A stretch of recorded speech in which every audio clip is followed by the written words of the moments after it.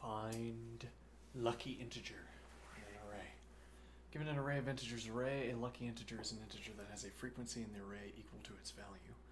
Find the largest lucky integer in the array.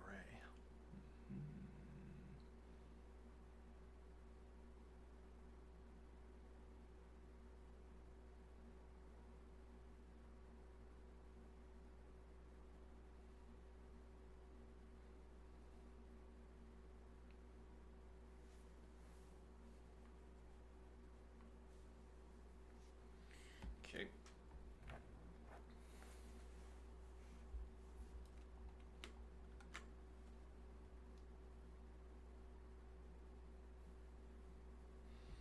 Array length 500, array of I.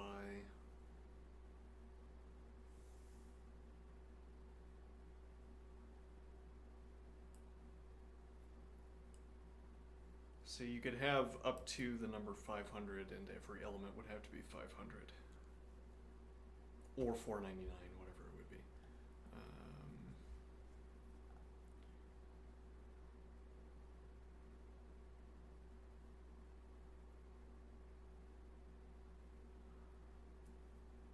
Trying to think if there's something cleverer here.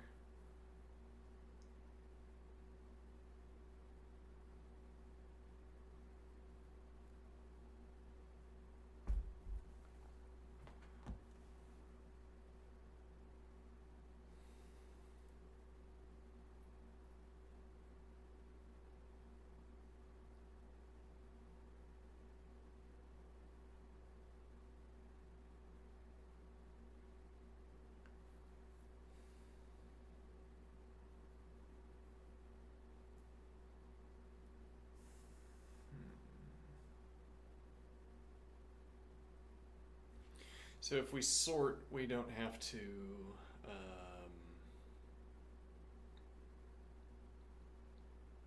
if we sort, we don't have to keep a hash table.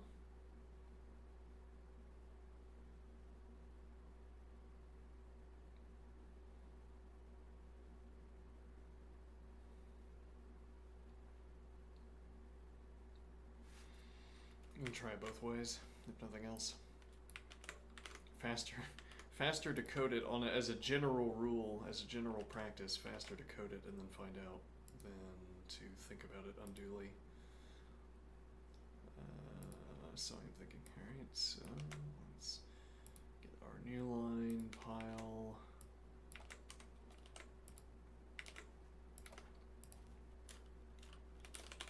Define find lucky. Alright, so we're going to sort that.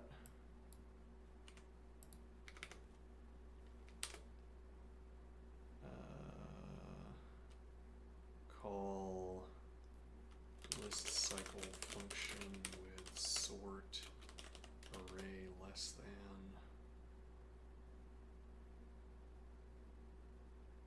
We have the opportunity to dope here.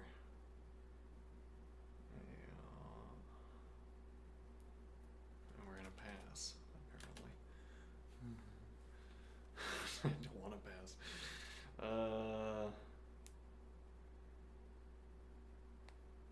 Oh, so we could do. Let me see here. Racket list.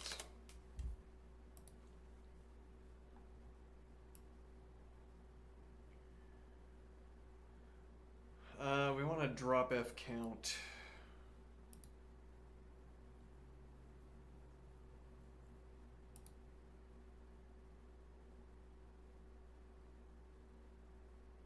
Apparently, then that's not what we want to do. Yeah.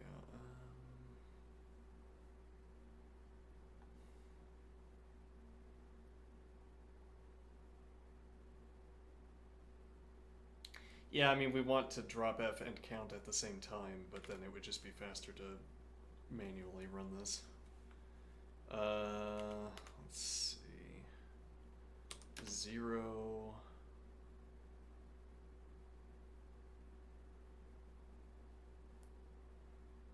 Let's see. List cycle function. We might need to make this sort and a let.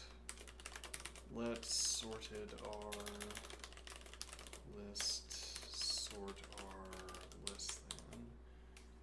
Okay, and then we're gonna send in cdr sorted r list. We're gonna send in car sorted r list.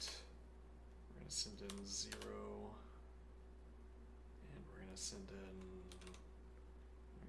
-1. Alright. Define list sample function r list current integer lintegers, yeah, count, counter, and max integer. Alright.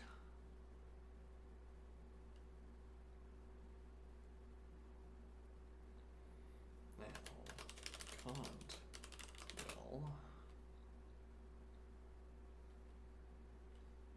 So seemingly how this is shaping up is that we should only design functions like this if we can't figure out a way of running them as loops.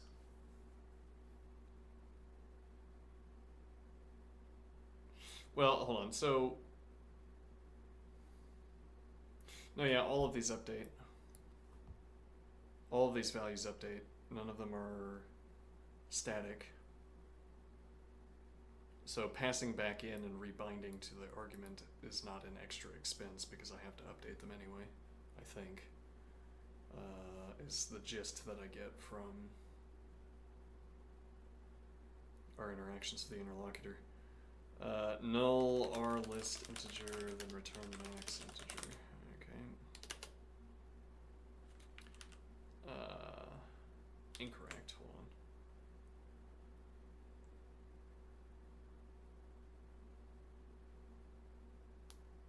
Yeah, this might be the justification for a sentinel value. Because here, if only for the stylistic, like we might even be taking a performance hit, or we might not, I don't know, but this style of doing if and equals counter current integer,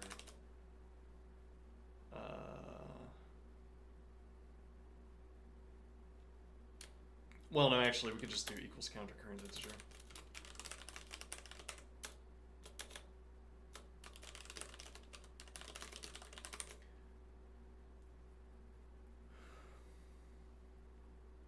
Because this would have to be greater than max integer.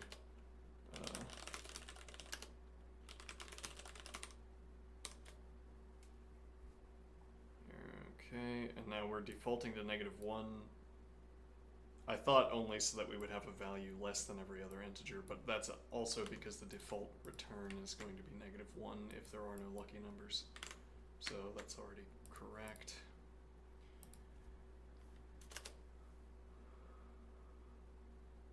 So this is almost, I'd almost want to say this is like a compilation question, because this has to get compiled. And this is more complicated than saying max integer.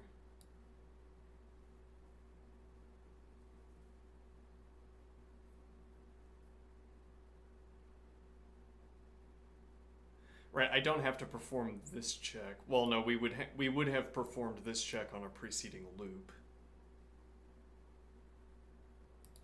Let's code the rest of it and then think about it, so we'll see what we're actually costing ourselves. This would be if and a let, I suppose. Well, actually, we don't need a let definition in this case. Equals car r list integer current integer, because we don't use this more. No, we do. That's tricky. We can write this up as well. So equals car r list integer current integer, then we call list cycle function with cdr r list integer current integer add 1 counter keep max integer.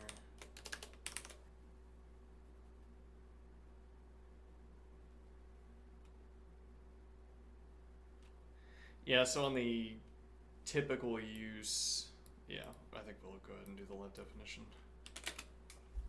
Okay, on the typical use, which is this, we would not need the let definition, but on the follow-up uses, we use the car 2 or 3 times. Hold on. Let car or car integer, car or list integer. Alright, and now this will be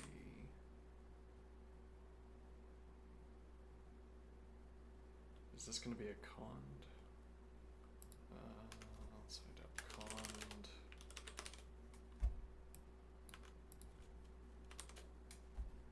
Okay. And now this will be car integer. Equals car integer, current integer, list cycle function, CDR, list integer, current integer, add one counter. Equals counter. This should be 1. Okay. Equals counter. 1 second.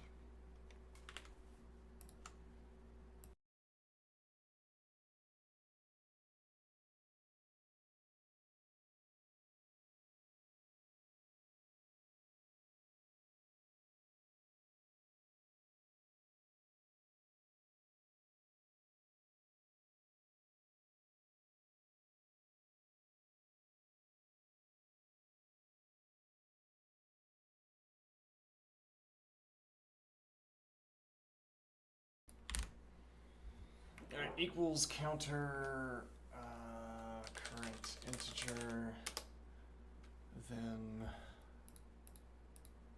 list cycle with 1 car integer and current integer.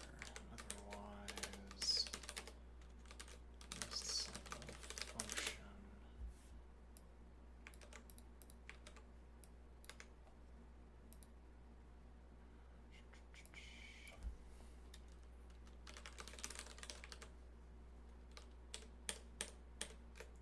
Now again, one question here. We could put this if in the argument list.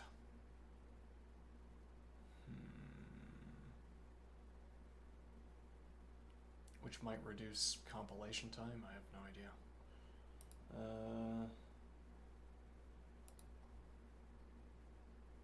Though that's a bit of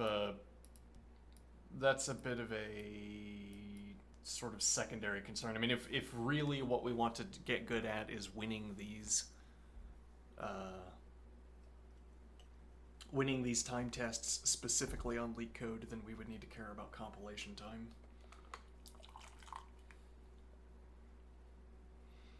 Well, actually, I don't know. Could be that the way a large program would work is that you wouldn't compile, like you'd compile as needed. I don't know. I don't know anything about the compiler.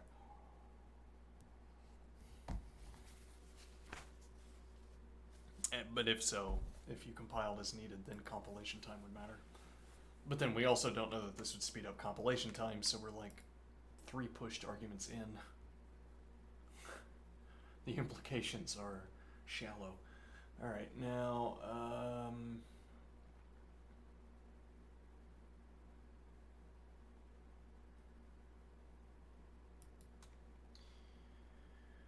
that should be it. Yeah, so we will call to, we already have the call, alright.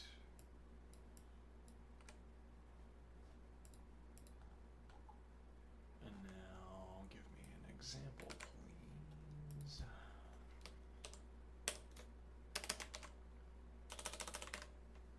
Find Lucky. Hello, Lucky. I found you. Let's see.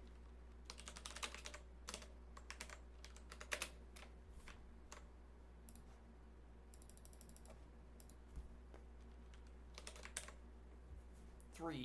That is correct. Alright, what happens if I put a single number in there and it is 4? 1, that is not correct. Negative 1, that is correct. Okay, and if I put in 1, we get 1, that's correct. Alright, now what is the alternative rendering for this? We could try doing it with a hash table instead. Yeah, though, that...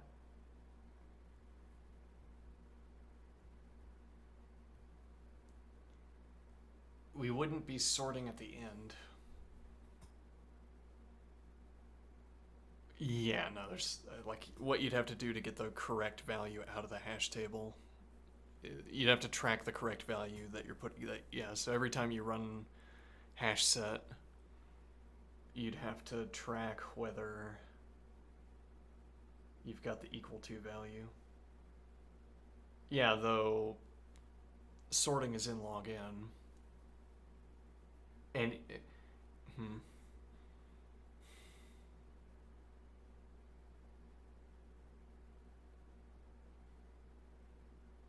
well, again, implementation is faster than sitting and thinking about it, so let's ask. Alright. Well, unless we stop thinking prematurely. Or just stop thinking in general.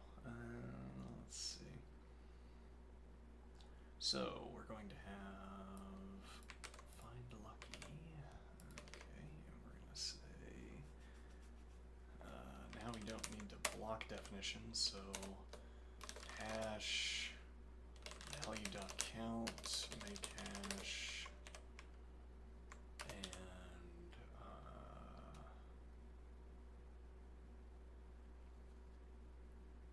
let's see, max value -1, cons null r,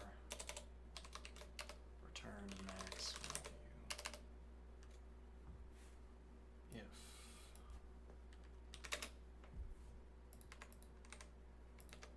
let ref count hash ref hash value.count car r, so we probably want let star car value car r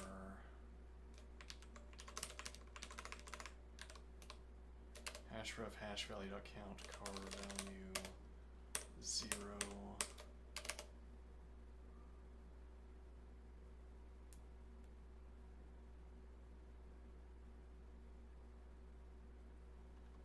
This would be add 1.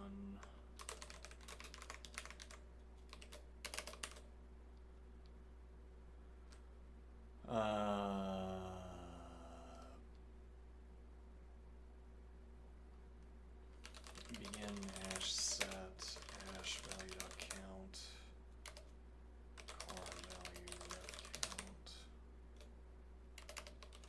If no, yeah, we could do that.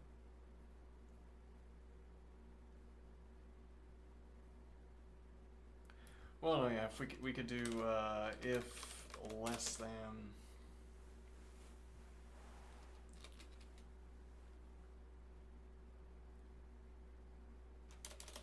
Do cond. This is.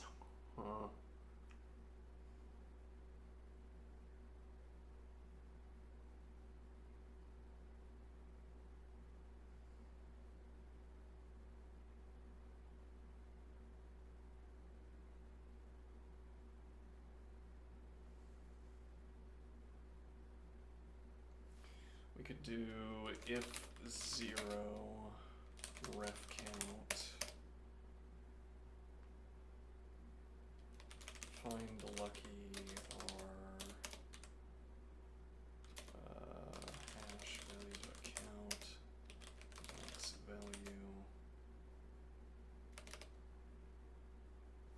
This needs to be cond, I guess.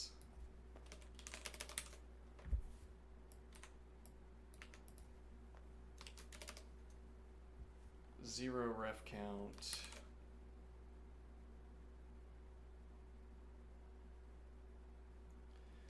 equals ref count Less than ref count car value. No, this doesn't work. This actually just doesn't work. And the reason it doesn't work is that we would have to update the max value as we encounter it, but then we wouldn't recall what the preceding one was. We gotta keep a list and CDR back through it, but then we would have to get the elements in order so that CDRing back through it eliminated the correct elements. So no, we would have to we'd have to create the entire hash table, including the hash sets on cases where we'd already exceeded the limit, where the limit is set by the value of the element that we're finding duplicates of, that we're counting. We'd have to hash set even beyond that limit, and then we would have to... Oh, hold on. So actually, there's an improvement here now that I'm thinking about it.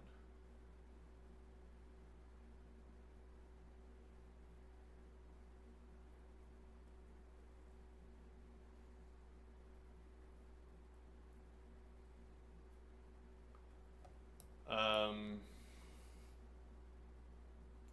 think here.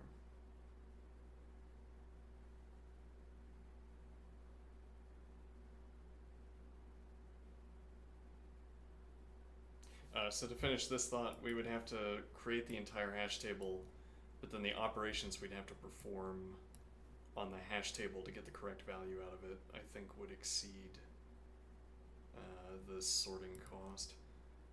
Here we can drop F. What do I mean?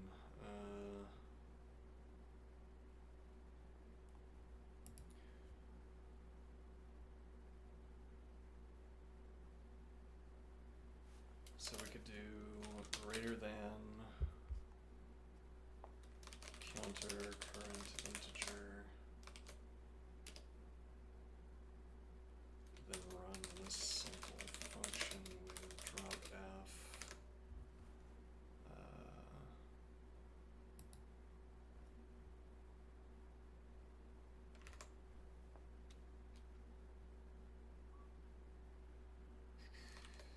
Plain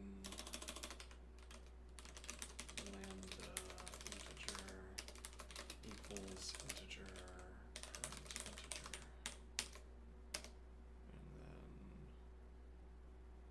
and then let's see, let dropped list integer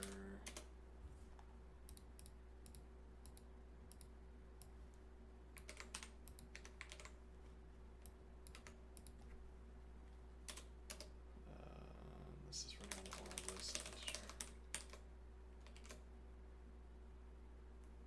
Okay.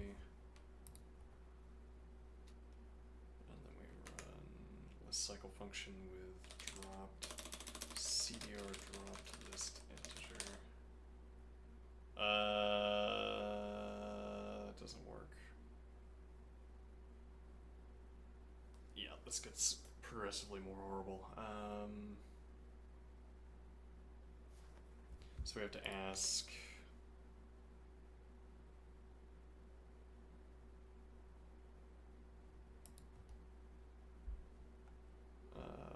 Let's see. Null dropped list integer, then return max integer. Yeah.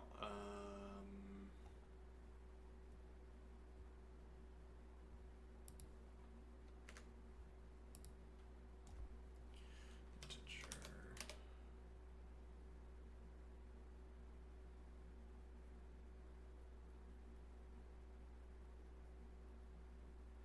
Yeah,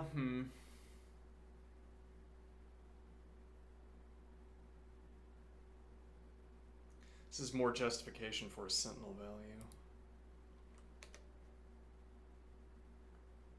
Because here, this could never be null. And then furthermore, we wouldn't have to run this null check.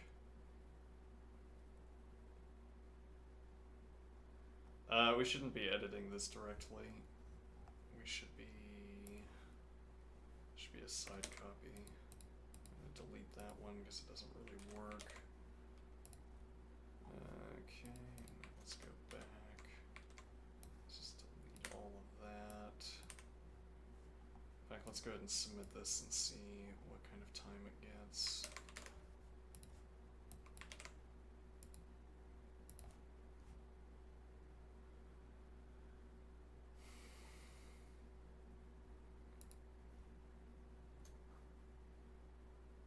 I mean, a lot of these EZs have a loose, 3 milliseconds, so it can be beaten. Okay, let's see.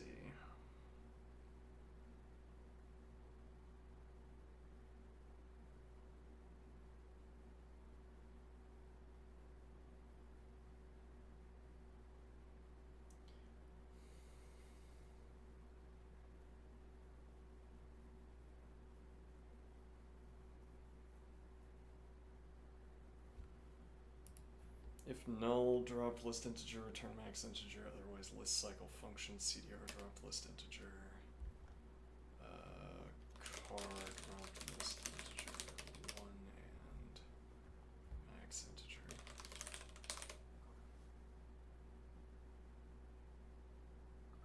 We could take length at the beginning of this operation as well. And the idea, we run length once, and we decrement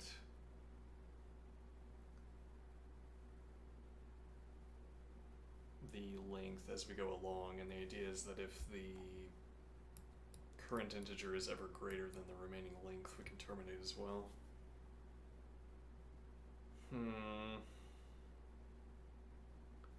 Let's see, max integer. Okay. We could also, if, no, we can't really restructure this with less than, I think.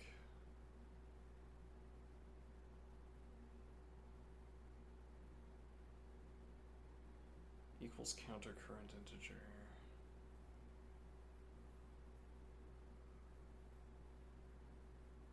Equals car integer current integer. Okay, that's fine.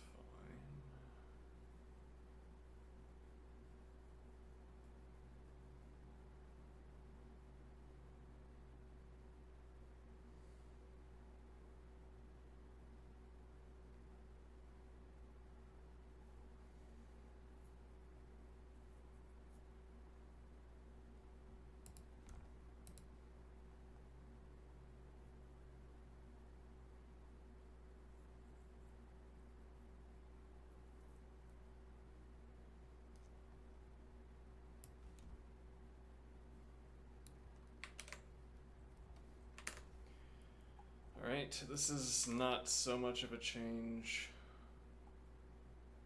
but I'm not confident that the length operation is going to be an improvement. I don't have a strong confidence. Run.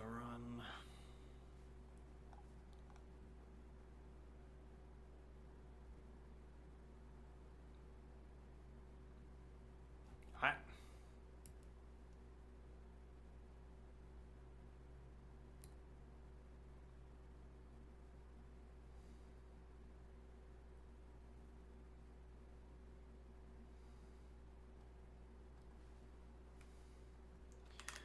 Drop F out of order again.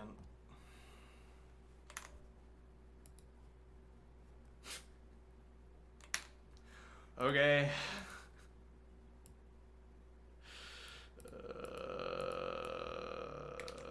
Tedious. Let's see.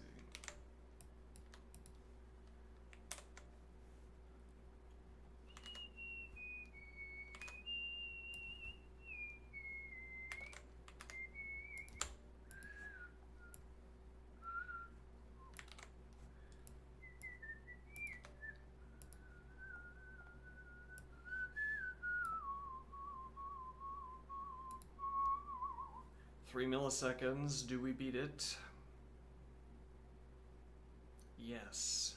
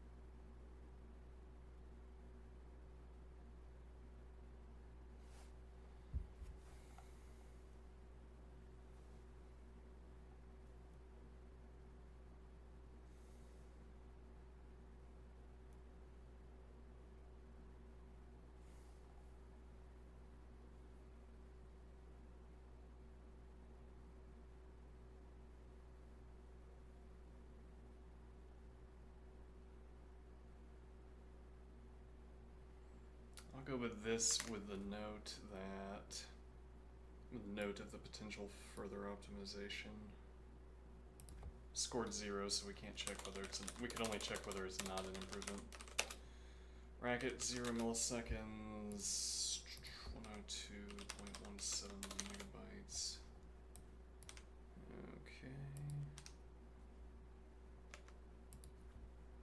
So, potential further optimization. I'd rather just use the else. Oh, well, this isn't going to error correct. It isn't going to spell check me. Potential further optimization. I'm going to run length at the beginning. Running length R at the beginning of the procedure.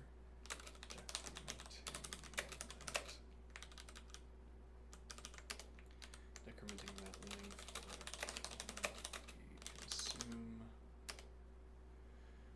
for decrementing that length for every element we consume, and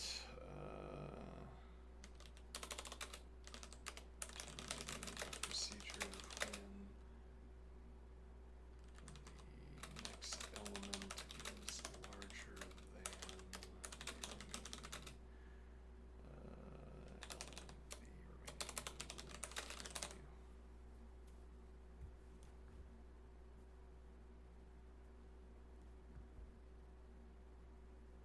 Okay. Next. Why? Because somebody asked me, oh, how many leetcode problems have you done? And I had to say, 200. 200. I've done 200 leetcode problems. Gotta bump those numbers up. Those are not impressive numbers here. We already tried count largest group and we failed, so we might want to skip. I will skip. This is already proven to be some kind of sand trap.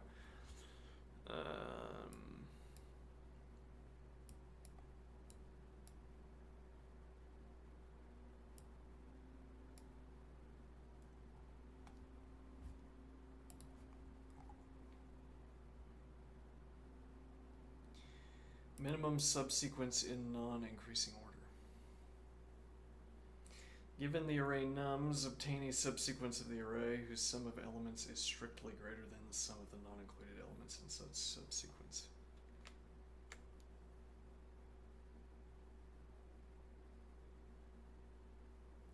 Given the array nums, obtain a subsequence of the array whose sum of elements is strictly greater than the sum of the non-included elements in such subsequence. If there are multiple solutions, as there must be if there's one and it doesn't take up the entire sequence, return the subsequence with the minimum size, and if there still exists multiple solutions, return the subsequence with the maximum total sum.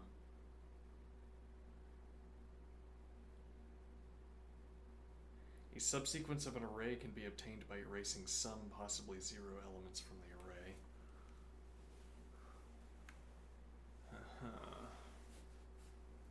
Return Return the answer sorted in a non-increasing order. Now you ask too much.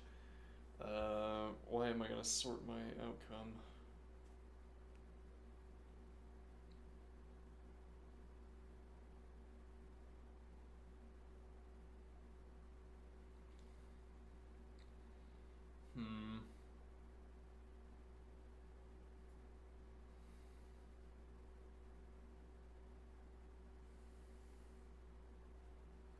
This is potentially a job for a heap.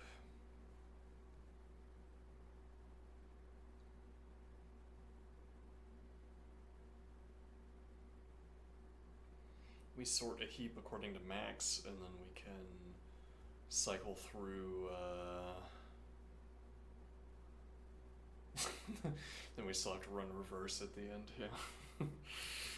It's this bizarre insistence that we return non-decreasing. Yeah, so we stack elements into a heap that's sorted based on max to least. We sum up all of the terms in the list.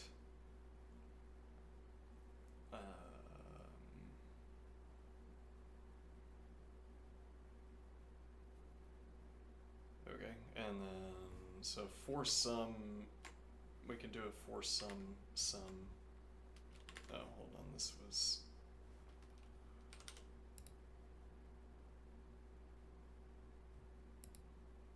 number 1394.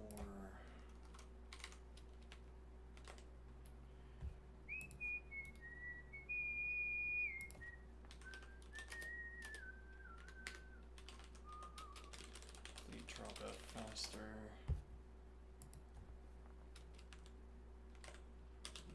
1394, non-drop slower. Okay. Gotta get that block of new lines, please.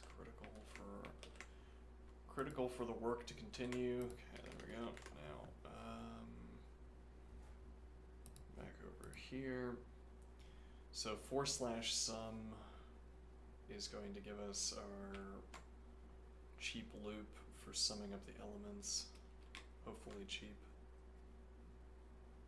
Actually, you know what we could do?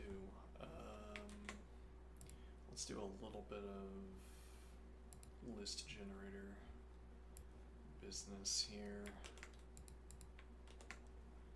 Alright, /sum I.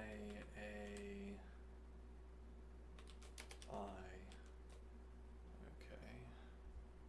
That's going to be a big number. Yeah, and then we're going to have here define manual sum function input list.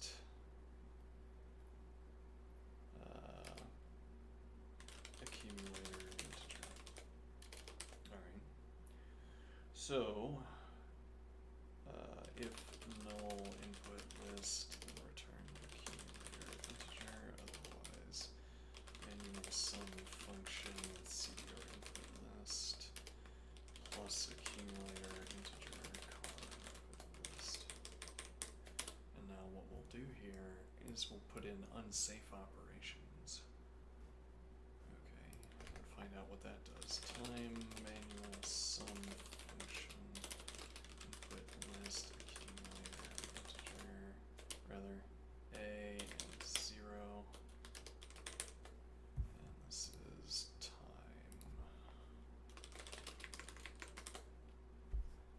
Alright,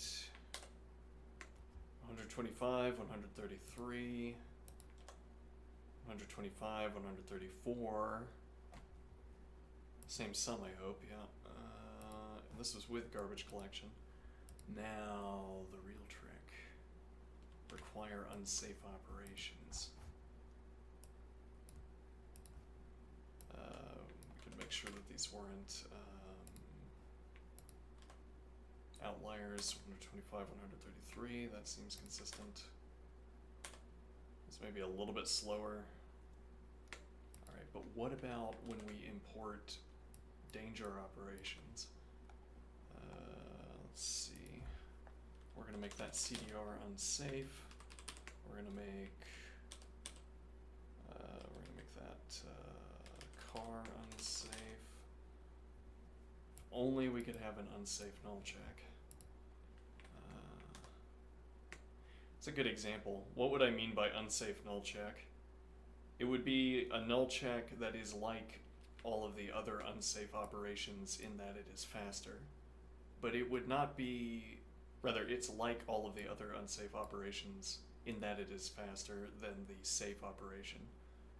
Okay, but unlike the safe to unsafe dichotomy from before, there are no checks to eliminate.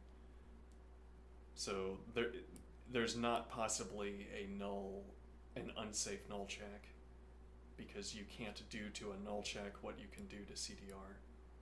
And yet I can still talk about the idea of an unsafe null check merely by having unsafe null check be a stand-in for faster null check.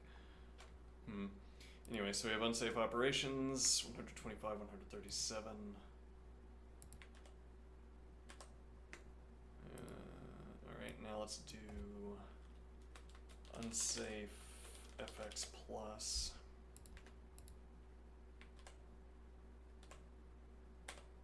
It's still only just as fast. Well, and that's, if I were to guess, that's because this operation already does that, already does all of this. Maybe. Curse you, C. I will just give me my Lisp machine, and then I will be faster than C on my Lisp machine. Okay, so we're gonna do define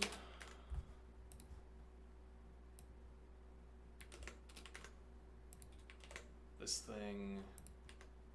Alright, this will be nums instead. Alright, and we want to call what exactly?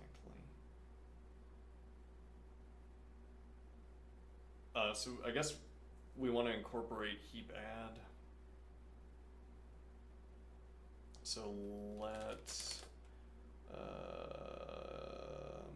heap num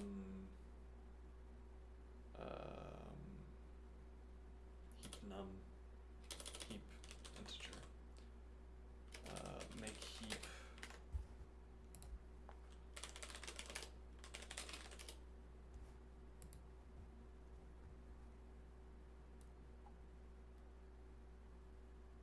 Make heap greater than. Okay. And now in addition to for sum, yes, we will call heap sift. Sure, heap sift function with this. Let's see, heap add.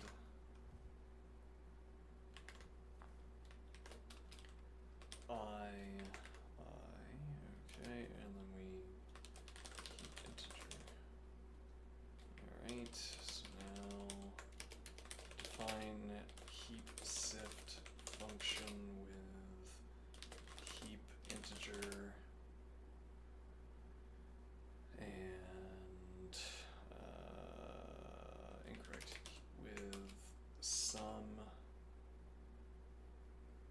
Actually, now that I'm thinking about it, I'm not sure what we want here.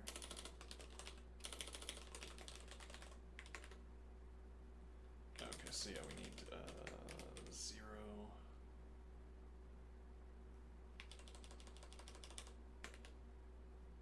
Okay, and then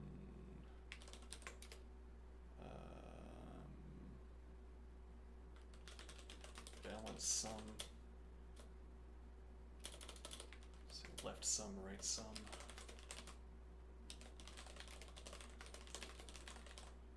Left-right doesn't have any strong intuition in this context. Any strong intuitive correlate.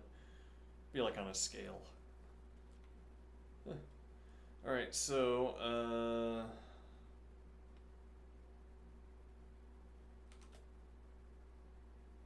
and then we need a list.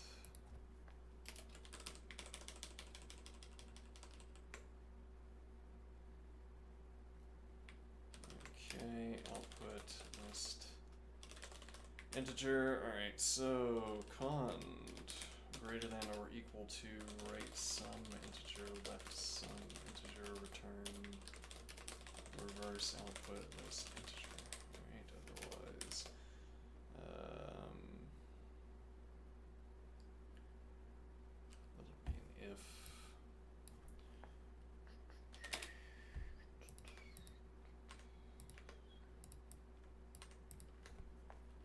Let heap min integer heap min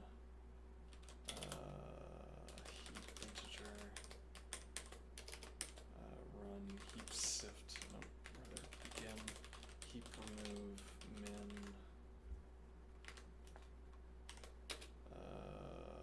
heap integer heap sift. Why are we doing this with a heap at all? Why aren't we just doing this with a list? We could do both. Can we? Yeah, probably. Alright, heap sift with minus left sum integer, heap min integer, plus right sum integer, heap min integer, heap integer, and const heap min integer, 1, 2, output list integer, and we're done, I think. Okay. Let's check static, heap min.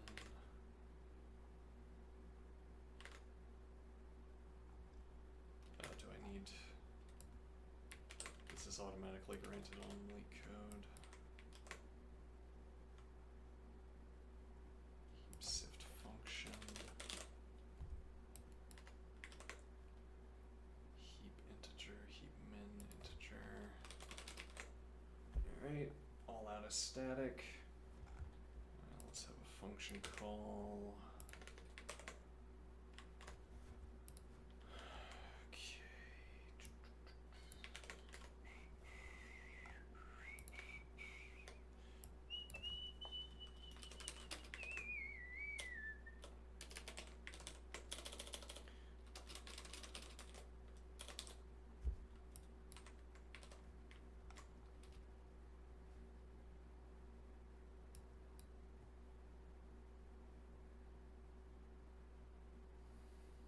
Oh. Heap add, heap integer.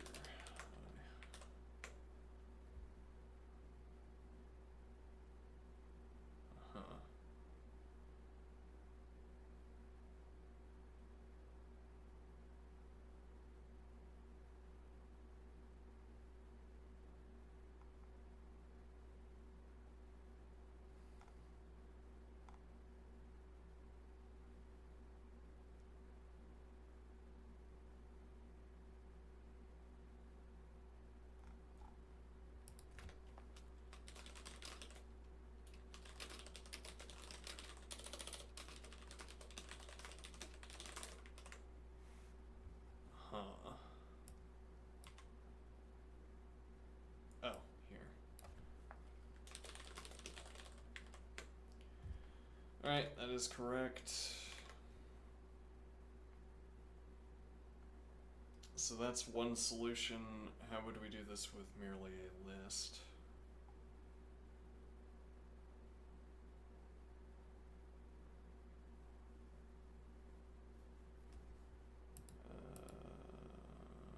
Let's see, close these.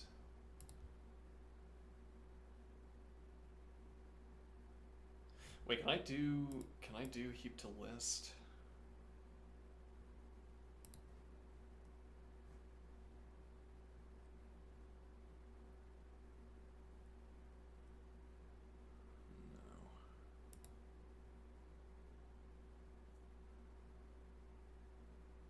No. Uh-huh, interesting.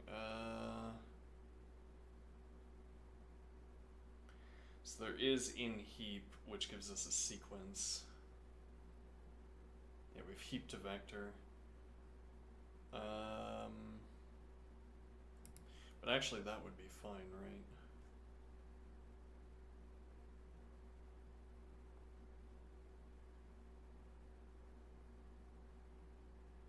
I think the point would be that, no,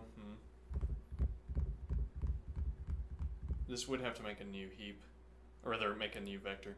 Whereas with the hash table, it's at least possible. Well, you could imagine a case where you have a sort of macro data object that composes lists or that combines lists, and then if I asked for one of its parts, it would just hand me the list that is that part.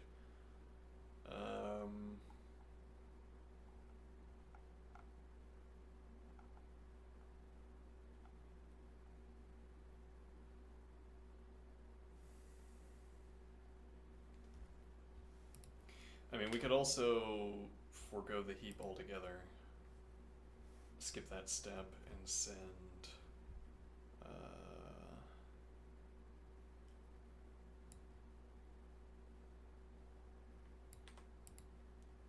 let's see.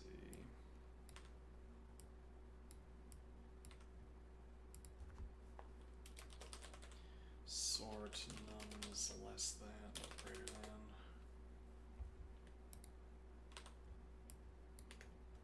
List sift. Scale balance function. Sure.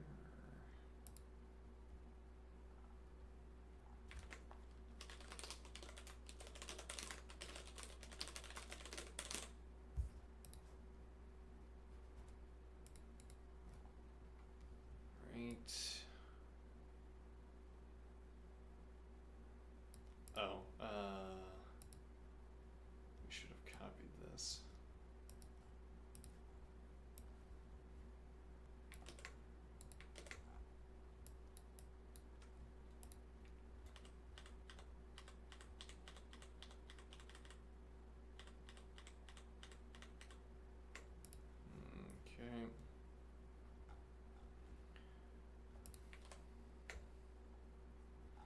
Okay. Okay.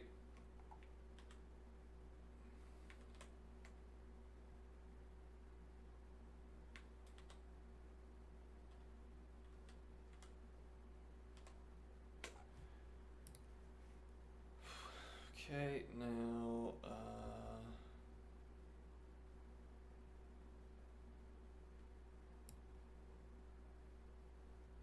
let car integer car. Let's see.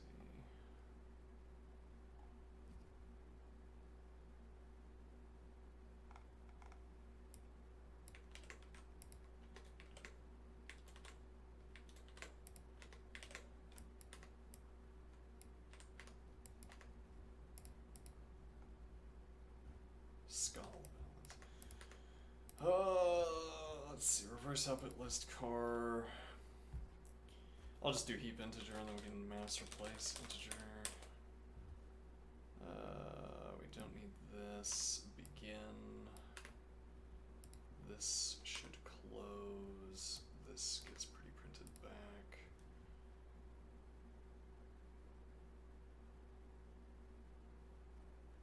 Okay.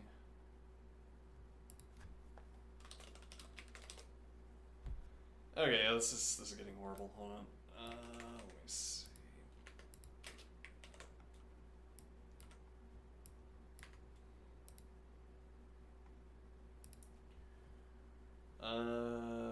Let's see.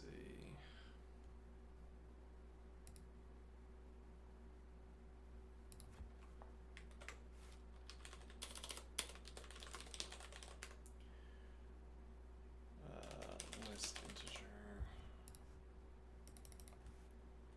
This we decided to put at the top, sensibly slow. So that's where we put the tab, put the lists in rather. And now cons heap min integer will instead be car integer. Okay.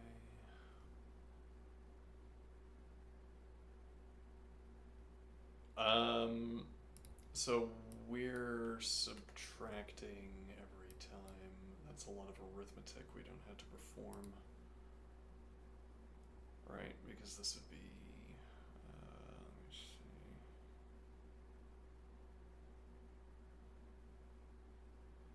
So what we should send in for left sum is instead divide by 2. Okay, should we ceiling that or floor it? We should floor that.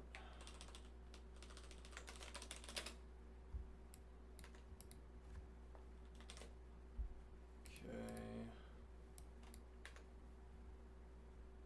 We should floor that because if we're greater than this value and we were instead in some rational value between the floor and the ceiling, being greater than this value integer-wise would mean being greater than the original value. Whereas if we ceiling it, we could be greater than the non-integer rational value, but not count as being greater than on comparison. Something like that, okay. So now we don't have to subtract, this remains constant.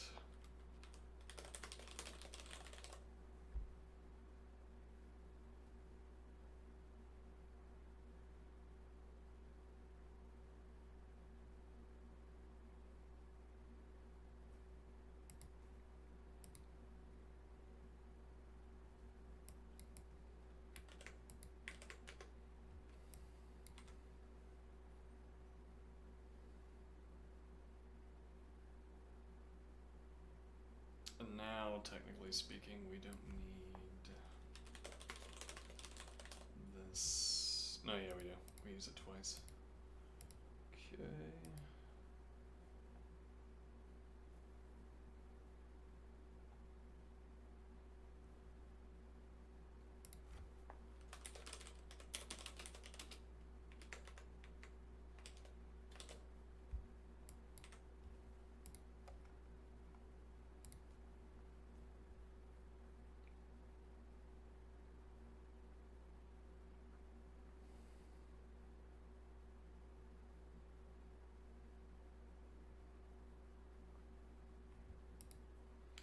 Okay.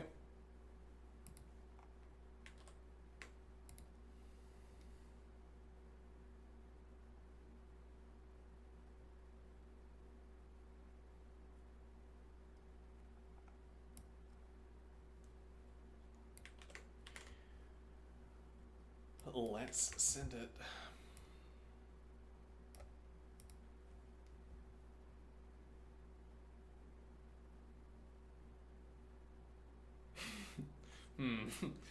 uh,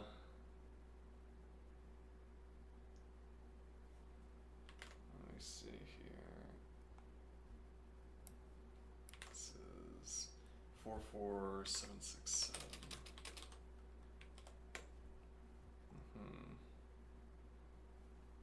Are we, does it have to be greater than? Strictly greater than. Okay.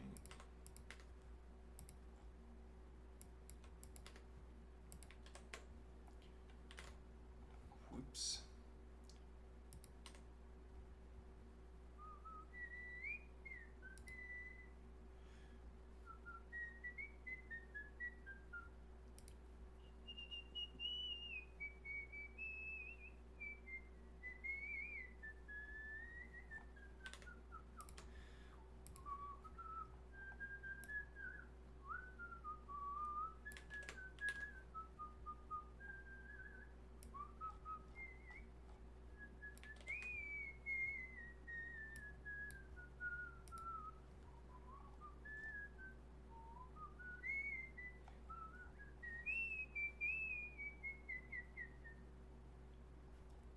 Huh.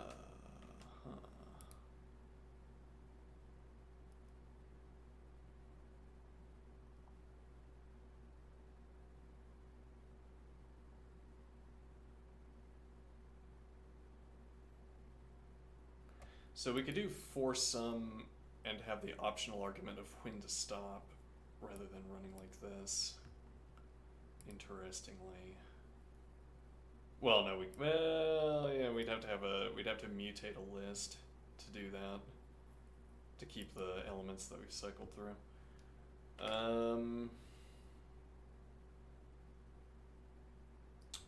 Why does this fail? Unclear.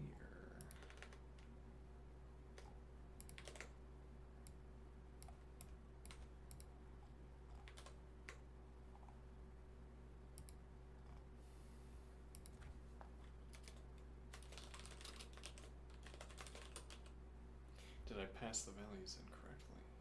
Yes, I did. Alright, display left sum.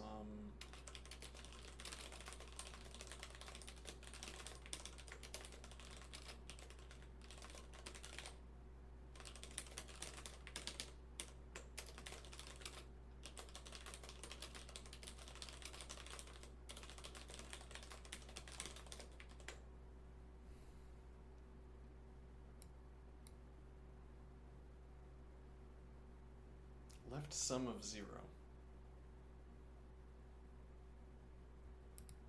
Oh.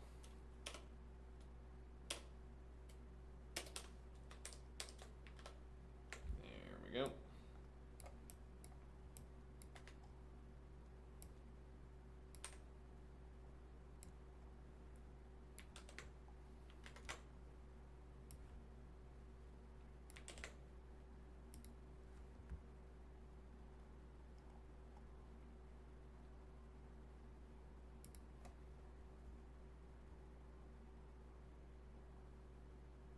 Ah, look at that, faster than a heap. Very well, and 0, so I won't bother putting in unsafe operations. Though I'm guessing in a production environment, whether we used safe or unsafe operations would depend on... wouldn't depend on whether we wanted to save time or not. What do I mean? I mean, it would, whether we use safe or unsafe operations would depend on our certainty that the code is going to deliver, or that our data sources are always going to deliver values of the correct type. There's also the question, could I mass type check? Would it be preferable to mass type check rather than type checking on an individual basis? Anyway, let's see. No comment. Faster than heap implementation. Okay.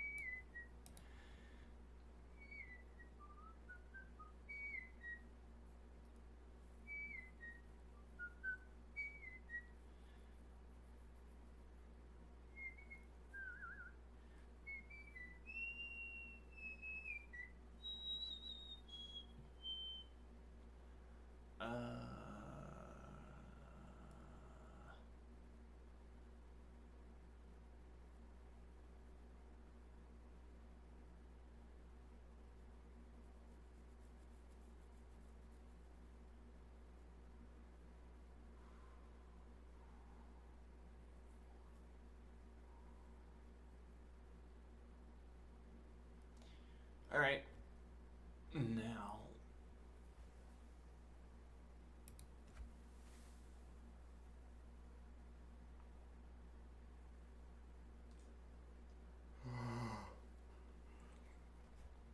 We might go for a brief jogging session, but tonight we will be, well, probably we will be continuing work on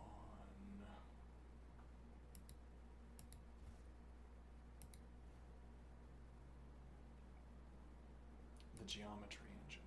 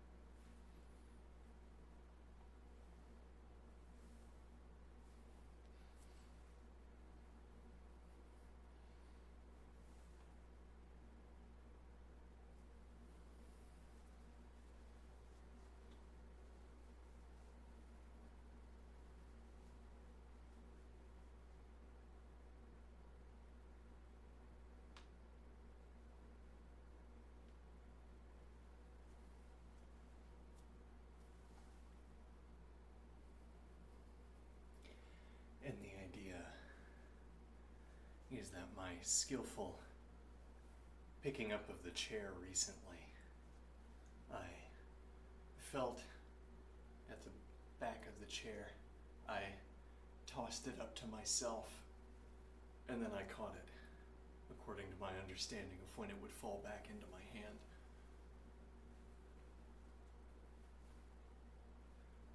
I know where it is because I felt where it was. I know where it is because I felt where it was, and then I intended a projection, as it were. I felt where it was, intended a projection, and I was correct. And now the object is in my hand.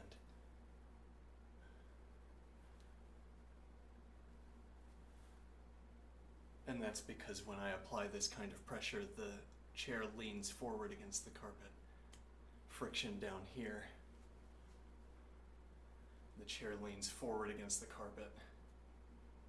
And it's going to bounce back. Unless I have truly hurled it. Perhaps my forearms are strong enough to do that. I wouldn't want to do it, so I haven't practiced it.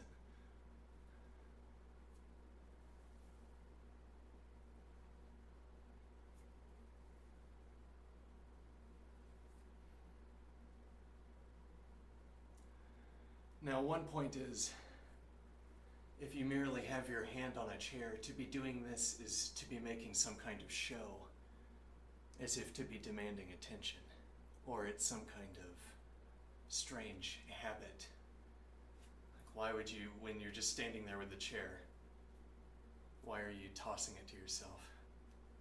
Why are you leaning it against the carpet and then catching it? Some kind of display? Well, I mean, the point is that there's no mechanical justification for doing this unless it is to do this. Unless this is somehow incorporated into the practice of picking up the chair. You toss it to yourself, and then you pick it up. Okay, that could be a habit for picking up the chair as opposed to other ways of doing it.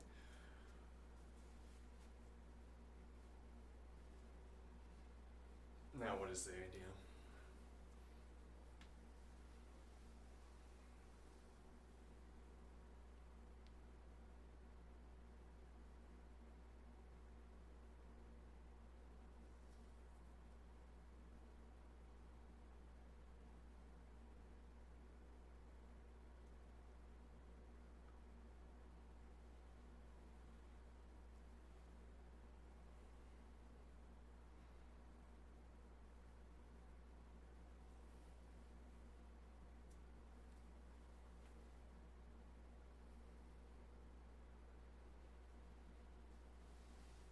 I'm tossing the chair to myself, and I'm observing that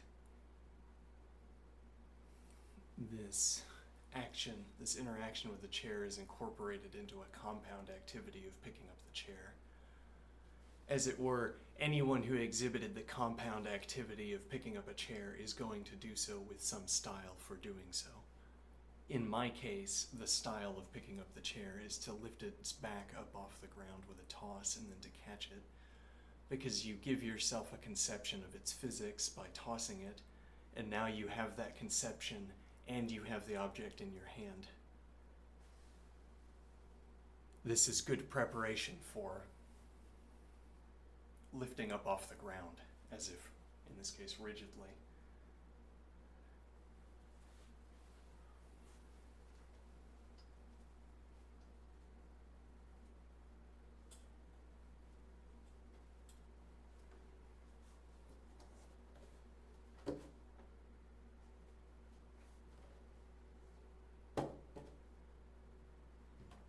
No, but I think the chair is too forward heavy, too ground heavy for this really to be a plan. You'd have to be doing something like this. That's not so realistic. I'm not gonna force my wrist to hold up this, even if I could somehow get that to happen.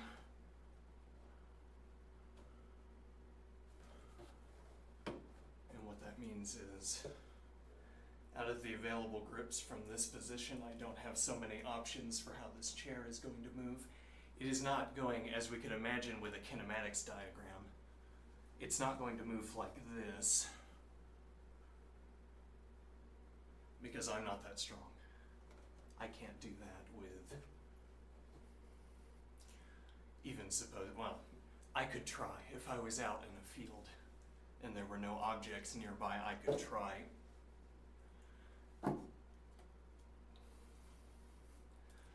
I don't have confidence in my success, but also I don't have any interest in doing that. No, but I have the narrative ease. It would give me some narrative ease here where when I'm talking about manipulating the chair, if I could do that.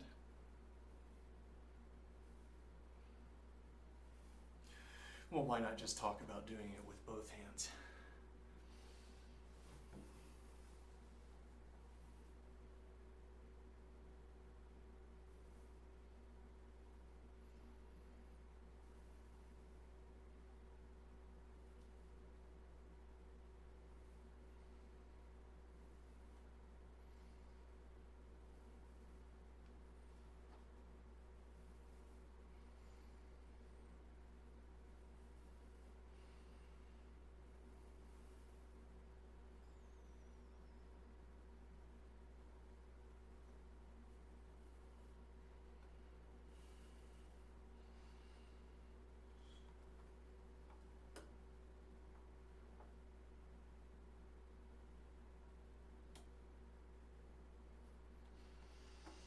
Now, some of the math you can do here,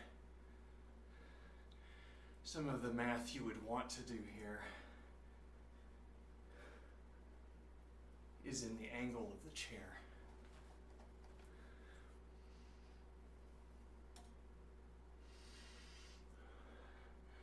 I have changed the angle of the chair. Did you see it? Could you calculate it?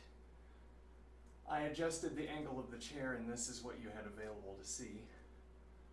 But that's not the angle of the chair, no. This is the angle of the chair. This is the underside. When the chair has an angle. If I adjust the angle, the underside will adjust as well. But we have visual familiarity with this angle. We don't have visual familiarity with this angle. Which is to say, if I adjust the angle here, now you've seen just the change in the angle we've been talking about, whereas if I adjust the angle here, you see it off to the side and in a confusing way.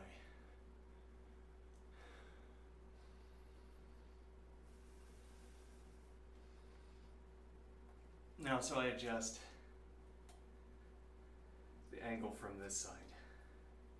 And you don't know how much I've adjusted the angle, but you know I have adjusted it and you know the direction. Because from that side, the direction and the movement is good enough evidence concerning what's happening on the hidden side.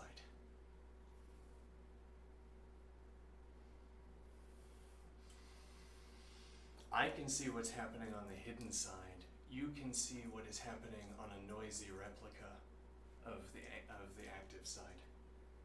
You can see when the angle, you can see the direction of the angle when it moves, when it adjusts. You can get an approximation of, perhaps, the angle adjustment, but it's only when I return back that you know, this angle, you'll know whether your estimate was correct or not.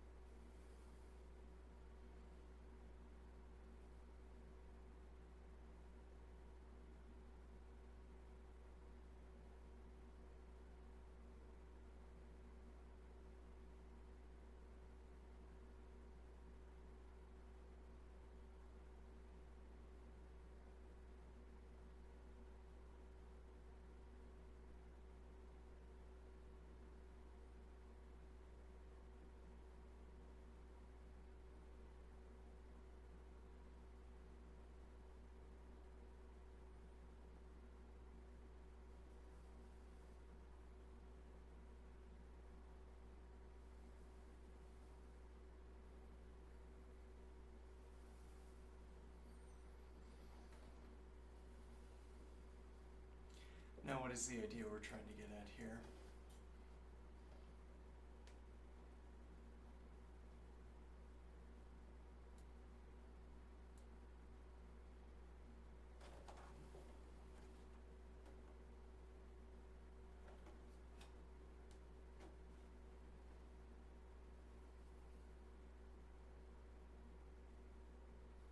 Why did I choose that angle, you say? Appropriately enough, because I adjusted the angle. You say, why did you choose that angle? And well, I did choose a force value through my hand. So I did choose the angle in this indirect routing. Choose close enough of a word. I choose an angle by choosing an input force. After I choose the input force, the world chooses the angle for me. It's whatever outputs from the world, as it were. So my choice is much simplified. For one, I need only overcome static. I need only overcome friction. And then I can at least change the position in the direction I want to go, because when I overcome friction, I will be choosing the direction I want to go, open or close.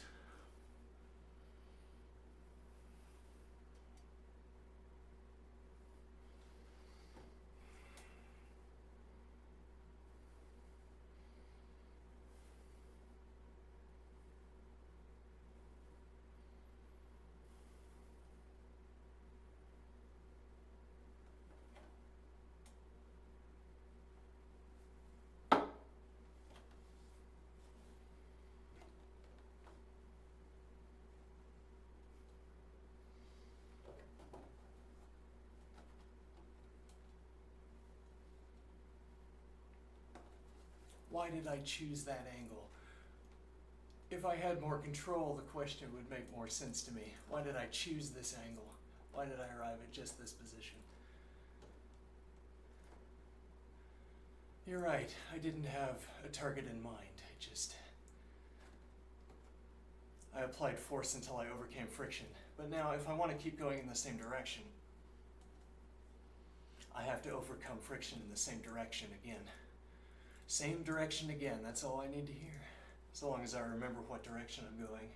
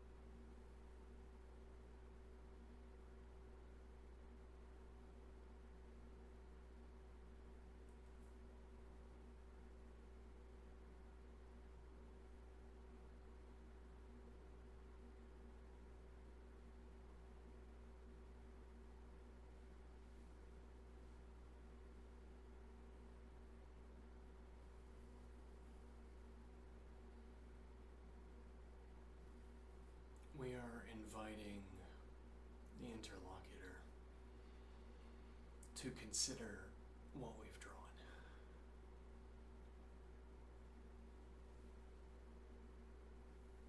Interlocutor, won't you consider what would we ultimately see if we zoomed in all the way?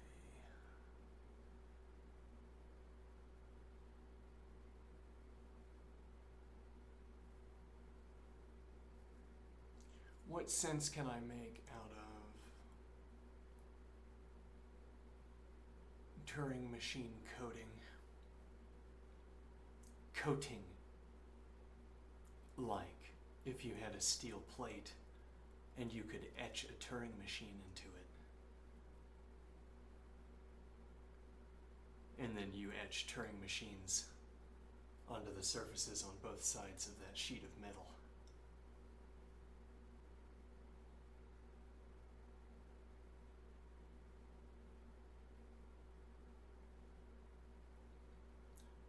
So what I imagine is structured sort of geometry. We have a common stem, and the stem is pure machinery.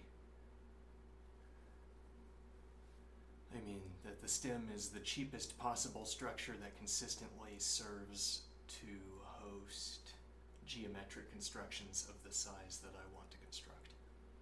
So we have a stem. Whatever grammar I have to use, whatever mode of construction I adopt to produce the stem, that's the current state of the computation, where the stem joins a fruit, as it were. I have my constructive stem, and provably I am constructing another shape that does not overlap with one of my preceding constructions. Why? Because I know the size of my construction. I carried it with me down the stem of Euclidean constructions, e.g.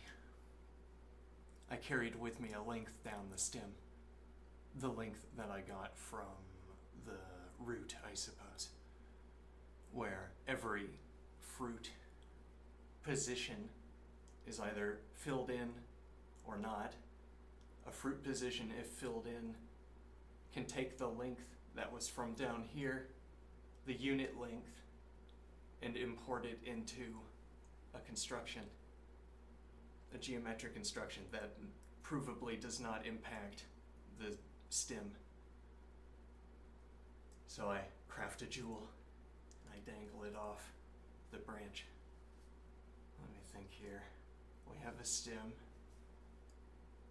On some of these positions, at some of these positions, well, why not just anywhere on the stem?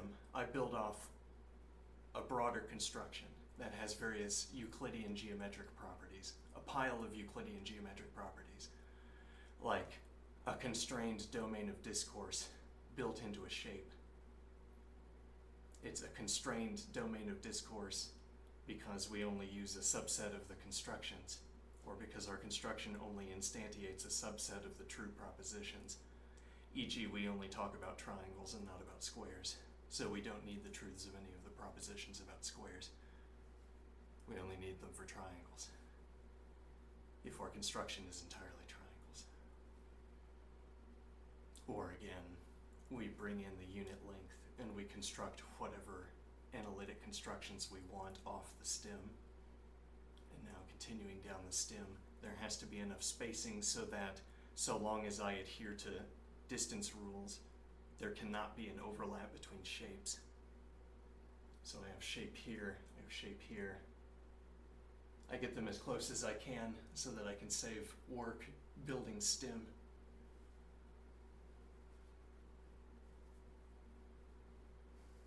And now what is the idea? So this would be a kind of common plane for Euclidean constructions where they all had the common unit, because I had made them to have the common unit by extending a stem to them, into which was encoded the common unit.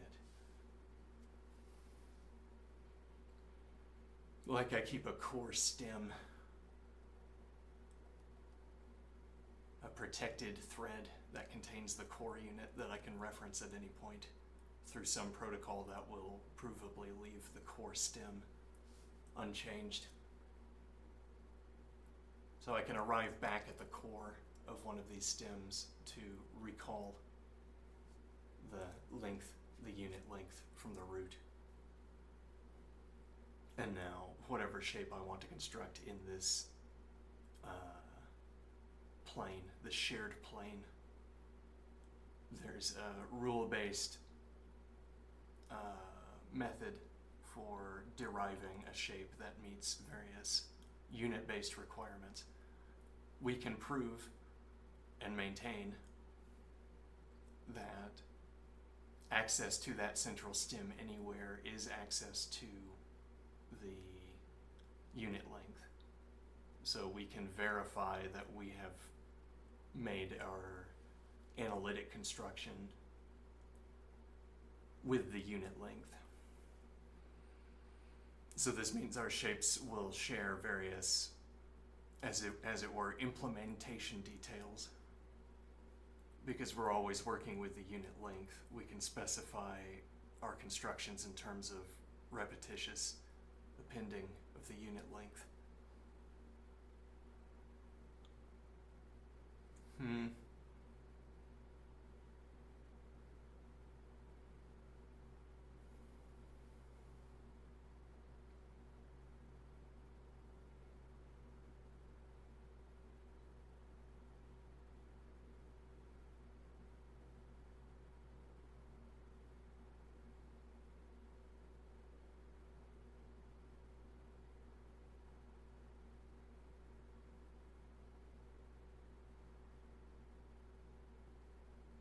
Now, why do we want this example?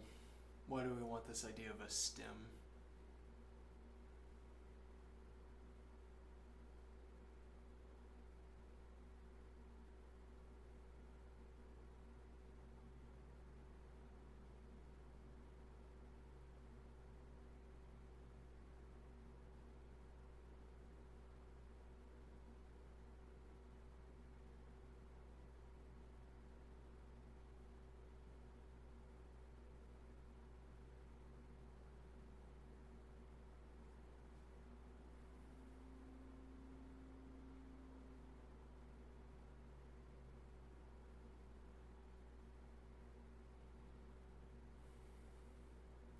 Why are we talking about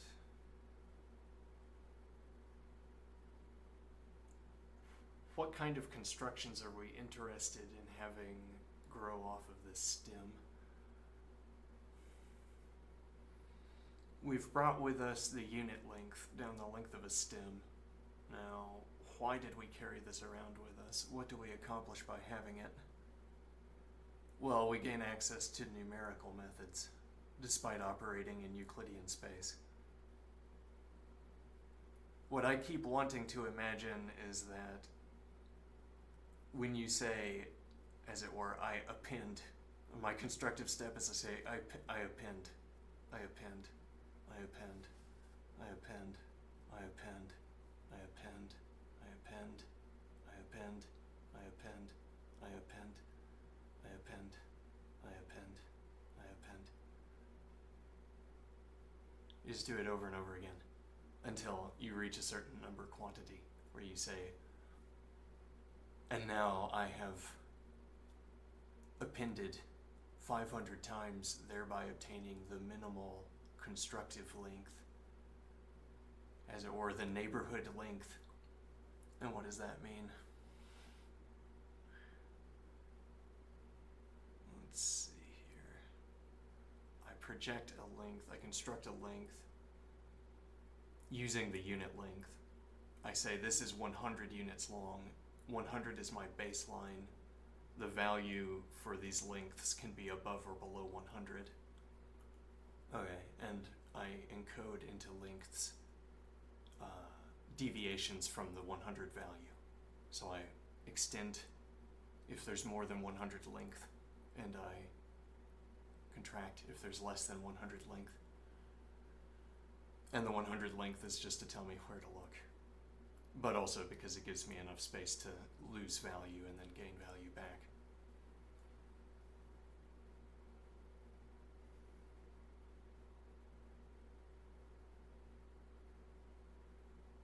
that's not what we're thinking about. No. Well, we would encode... I'm seeing off on a stem, sort of hanging off, dangling off a stem, ripe for collection. I'm seeing a kind of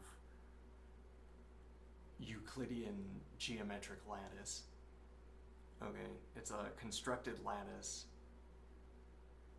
where you adhere to rules in your construction steps, and your continued adherence to the rules means that the structure as a whole inductively has some property. If you never deviate from a certain input, you know that everything that precedes you in this length has that as its value. Let me see here.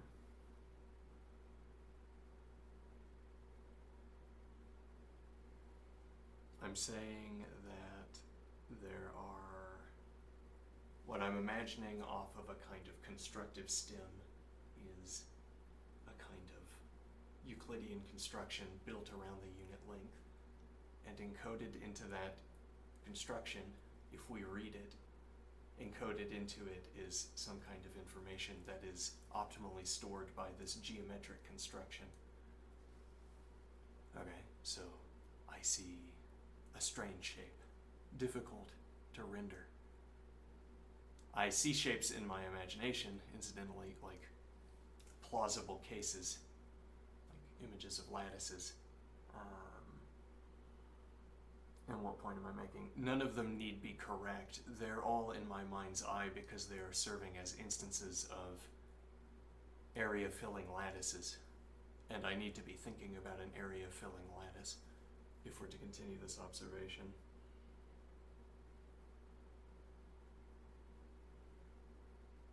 Let me think here.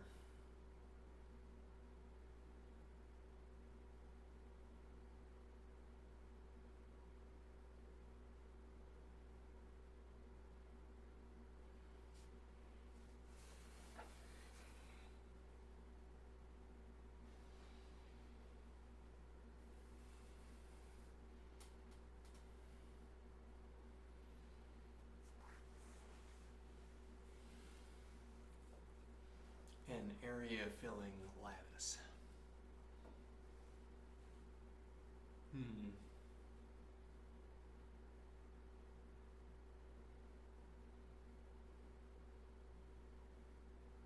Let me go back to an earlier question.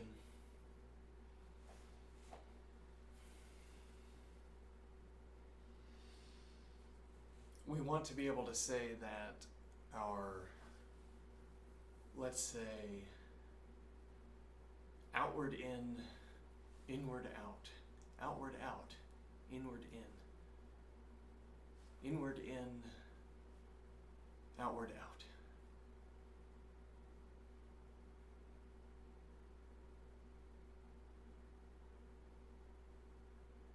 Inner out, outer out, outer in, inner in or in,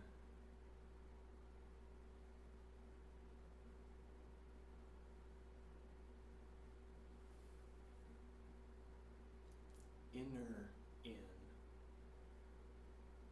inner out, outer in, outer out, outer in, inner out.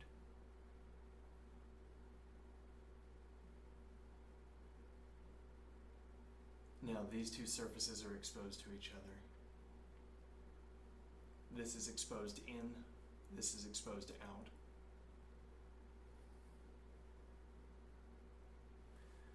And why do we want to make that distinction?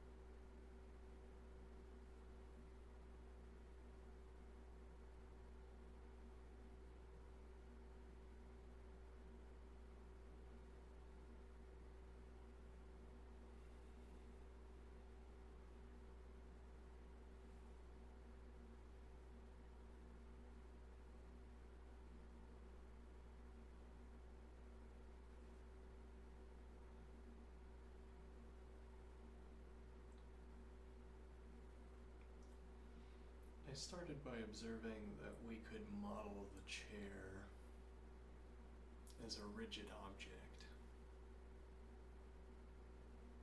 and we could fill the three-dimensional rigid object with what we call a mass value. We could say for any cluster of coordinate values you want to select as an area or as a volume, there's going to be some value for it, some value of mass, which we could discern by finding the boundaries of material. As in, if there's a brass fitting somewhere on there, there'd be a ring of brass, and then there would be steel, suppose, zinc, I don't know, whatever, depends on the context. But the point is that the ring of brass would define this volume, and then there would be the schematic for the next volume over. And these schematics would adhere to our boundary statements, our boundary definitions. The brass fitting fits this. The steel fitted to fits this. The schematics don't overlap, so they don't interfere with one another. But being where they are designed to be in this treed definition,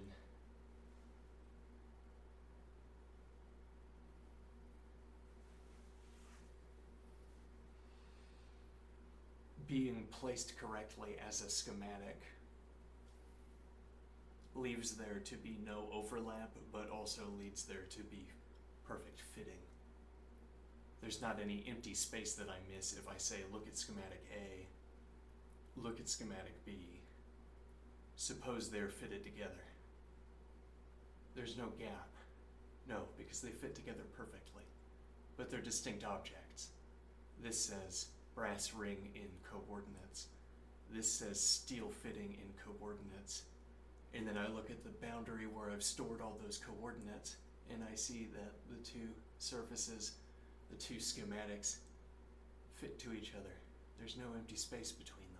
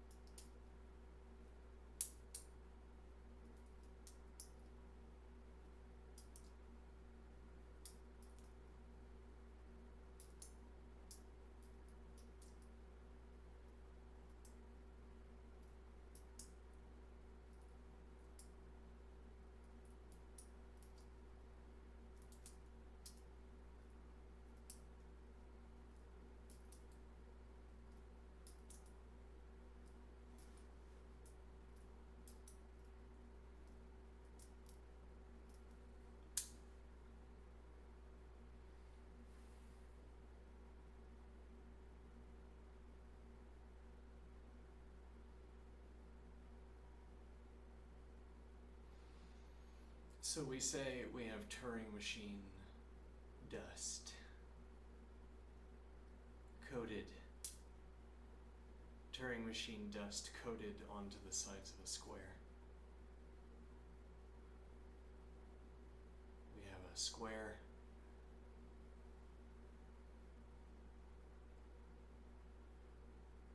This is its side. In between there's a dense lattice.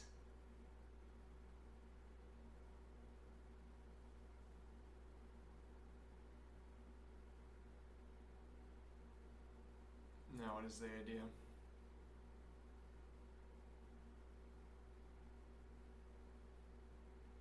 Now, I could imagine perfectly straight lines.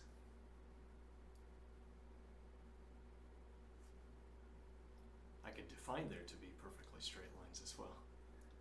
And instead, I see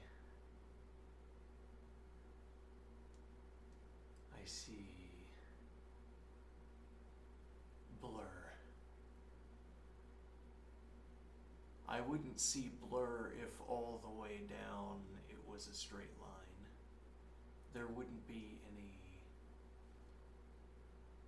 local structure to fill out the blur, as it were. But I see blur. Okay, now I zoom in.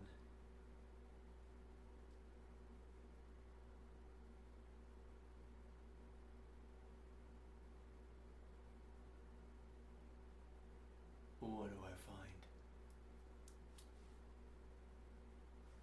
And we're saying it's Turing machine dust.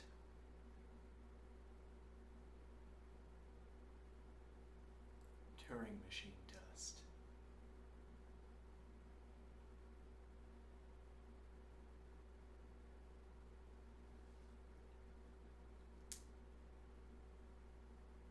We were talking about perfectly straight lines.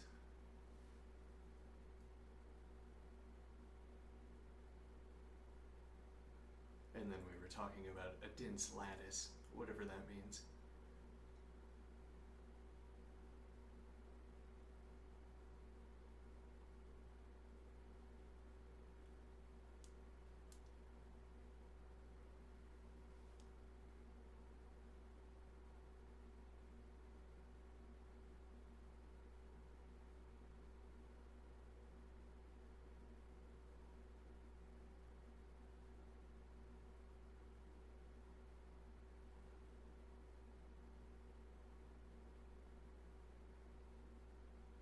We have a dense lattice between two lines.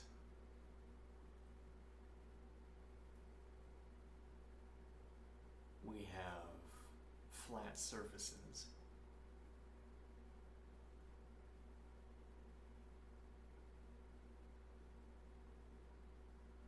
We want to talk about coding, Turing machine coding on the two sides of the square.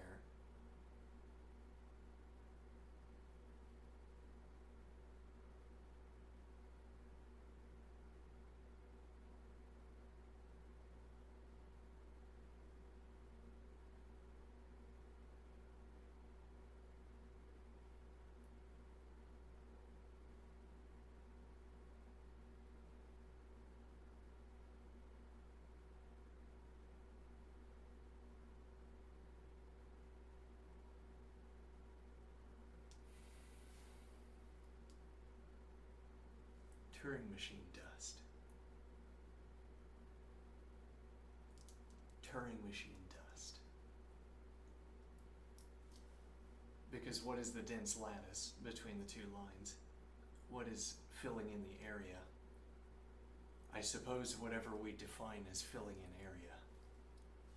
If I thought a cellular automata filled in area, then it would be cellular automata filling in the area. If I thought it was more lines, if I thought I was filling space by depositing an infinite number of vertical lines between these two lines, then it would be lines that were filling up the space. In our case, it's cellular automata.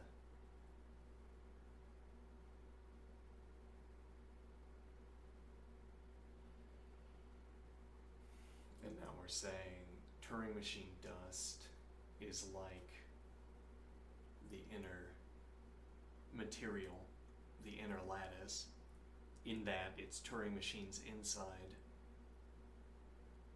but then it's also Turing machines outside.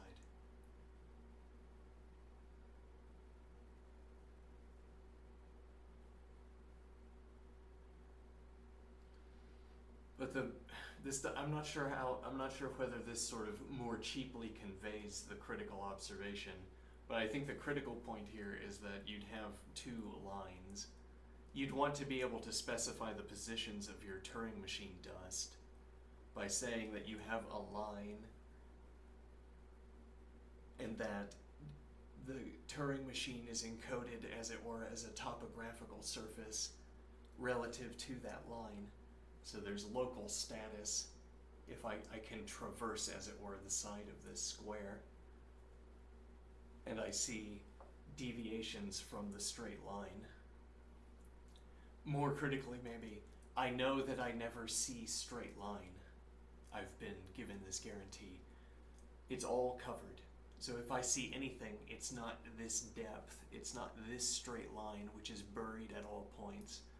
However, I can talk about and evaluate everything I encounter in terms of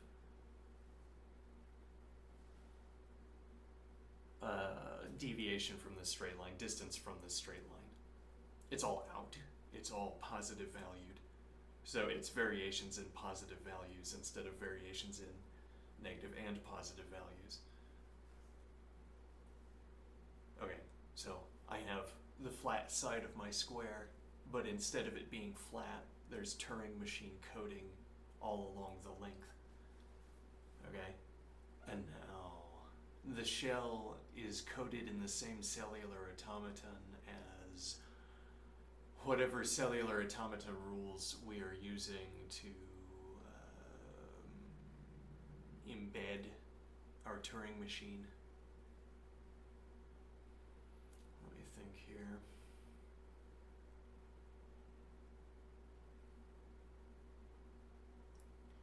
We have Turing machines facing inward through the thick substrate, dense substrate. And we have Turing machines facing outward. Now, this use of terminology we highlighted earlier by observing that these two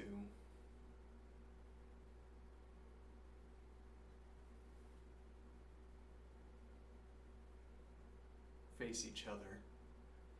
These two do not.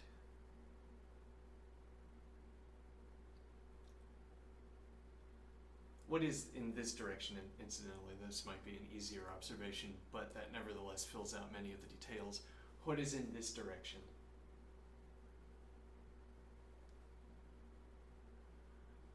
So this is the inner shell, and we have out from inner shell, and we have in from inner shell.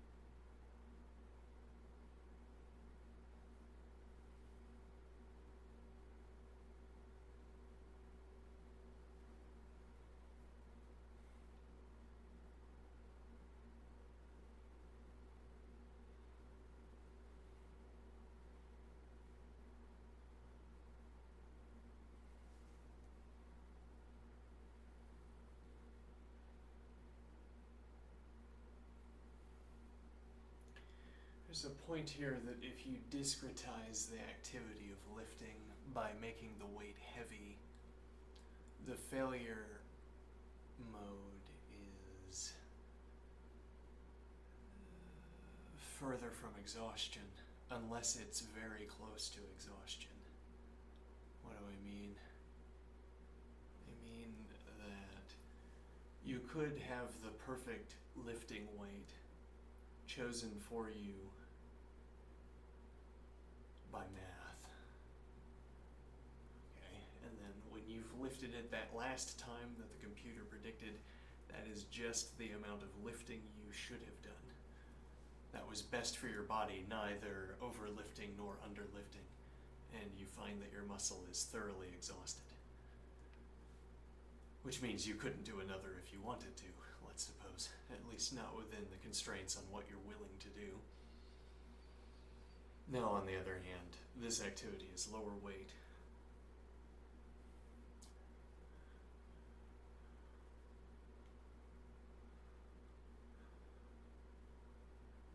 And now we're going to get closer to the point of exhaustion by a different means. We're going to approach it relatively continuously. So it is not by the lift that I'm counting, but by the second or the half second.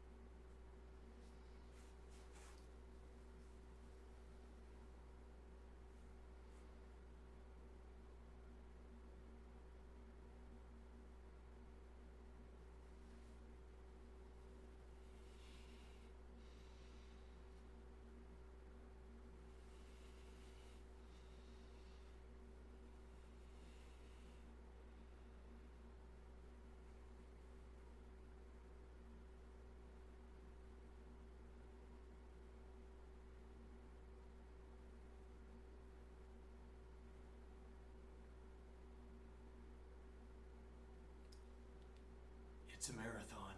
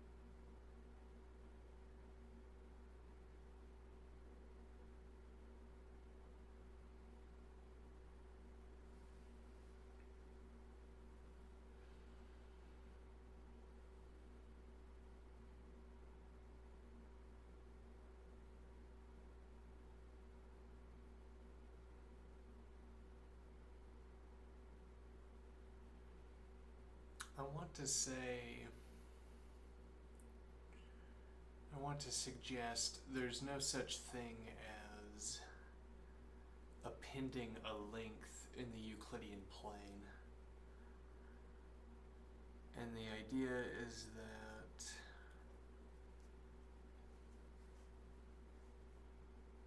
each time you perform the appending operation of the unit length, you want to tell me you've appended it in the same direction along the length of a line.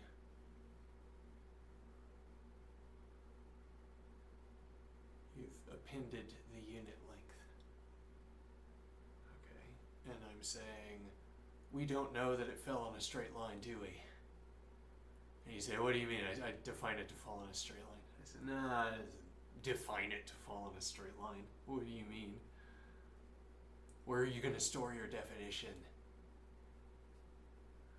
How are you? What new symbol are you going to introduce into our practice so that you can have your appending operation? What do I mean?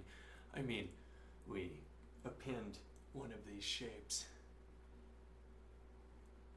Rather, we append one of these lengths to one another. Okay? And now the idea is, how do I know that it's not like this? You're saying it's on a flat line, and I'm saying, how do I know it's not like this? Flat line, okay, and then you performed the construction procedure, and it could have been like this, it could have been like this.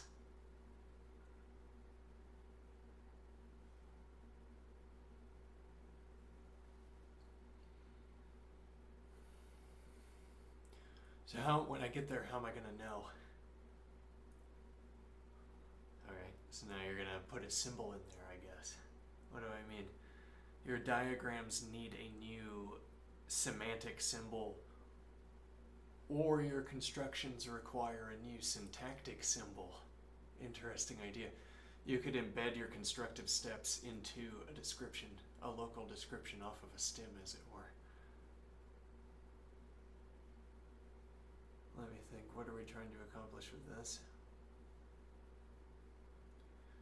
Let me say, the problem with this idea of the straight line, that you've appended a line onto a straight line, is that you would need an additional symbol to be able to say the line here is actually straight.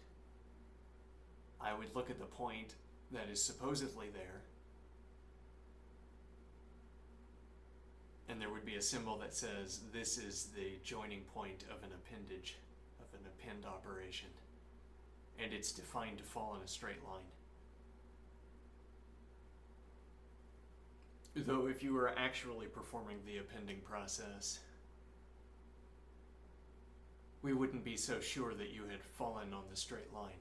We wouldn't be so sure of your success as we would be if we simply defined that success with a new symbol at the point of joining. So we arrive at this position where we've appended a line.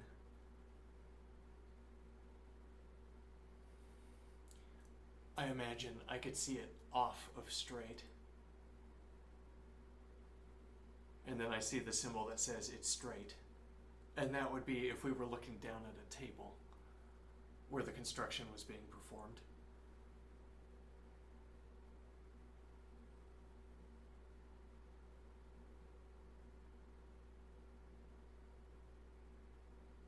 Let me think here. You say you appended a unit line, a unit length in a Euclidean plane onto the end of another instance of that unit length. Okay. We could take the attitude that we only know by looking at your diagram what we can discern visually. And what would that mean? I look at your two appended operations. I see the symbol where you indicate this is a point. Okay, now I trust the straight edge, as it were, but I don't trust this symbol. If this were merely a line drawn off of a straight edge, I wouldn't have any issue with it. But instead I see there's a symbol halfway through it. Okay, Okay, and the symbol says this is a point of appendage and the line was straight. Okay, now I say, I agree that it was a point of appendage. I don't know whether it was straight, whether it was crooked up, whether it was crooked down. I don't know. Whereas if I were merely walking a straight line, if I were merely walking the length of a straight edge output, if I were in fact on a contiguous straight edge output, there wouldn't be any juncture, but also there wouldn't be any deviation from the straight line. Whereas there could be deviation from a straight line at any point where a constructor has placed a continuation of a line. And then it could be crooked up, it could be crooked down, and it could be crooked side. Well, straight. Yes, crooked side, also known as straight. Yes. Now what is the idea?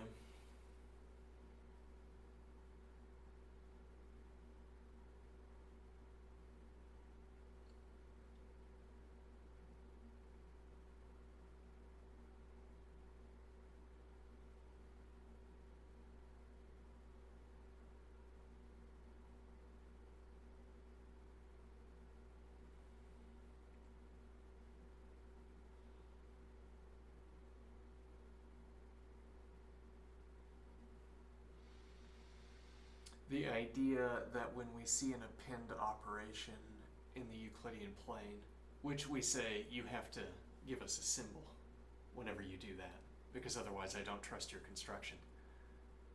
Okay, so you give me a symbol when you continue it. Now, if the remainder of your proof is consistent with being a little bit off in either direction, whatever that means, then I say it's fine. Or rather, what point I want to make is that every time you claim to be performing the append procedure, I'm only narrowed down to what is inconsistent with this having been a straight line. Or rather, I'm only narrowed down to as many constructions as are mutually consistent with this being a straight line.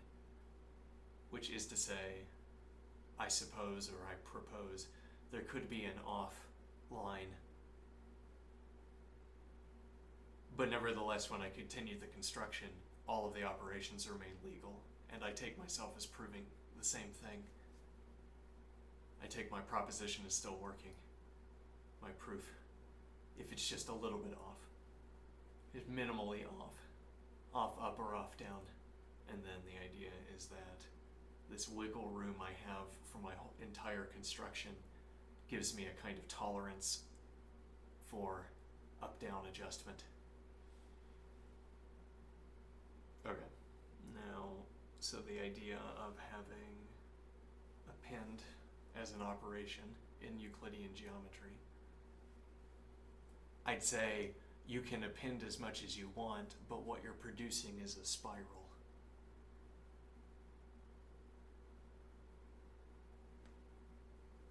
Which is that you're producing a combinatorial expansion. Every time you append, you're saying one of those off angles or to the side is chosen. It's within some range of values on each step. Okay, so you choose angle up, or it's blurred. Each step is blurred, but the point is that together these constitute a kind of walk across a graph to an endpoint of the graph through angle selection up and angle selection down. Now what is the idea?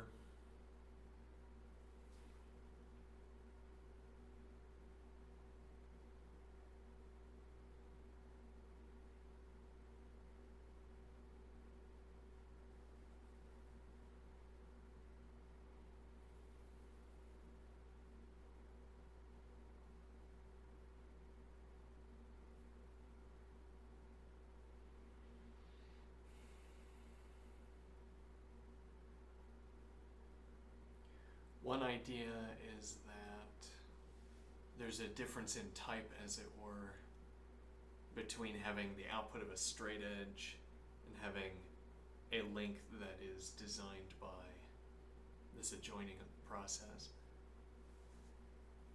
If I know that this line is straight, if I know that this is a blur of 0, as it were, it's not up and it's not down, I guess I know more.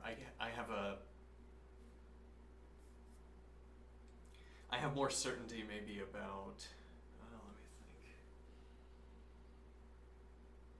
Well, then I restrict myself to proofs that only work on shapes with one fewer side, I suppose. Interesting idea. Though I think what we wanted was that you could draw a construction even if it was illegal. And then the idea is you get to the end of an illegal construction, a large illegal construction, and then you sort of short a gap, as it were. Like you just cheat at the smallest scale. You sort of jump between two different spaces.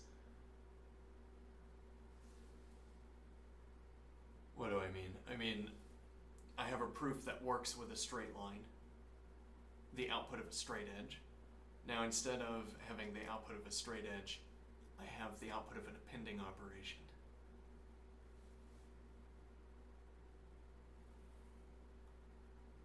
And now the idea is that if I drew, I'm imagining some proof I could construct where, in order to perform the proof, I would construct, say, a triangle.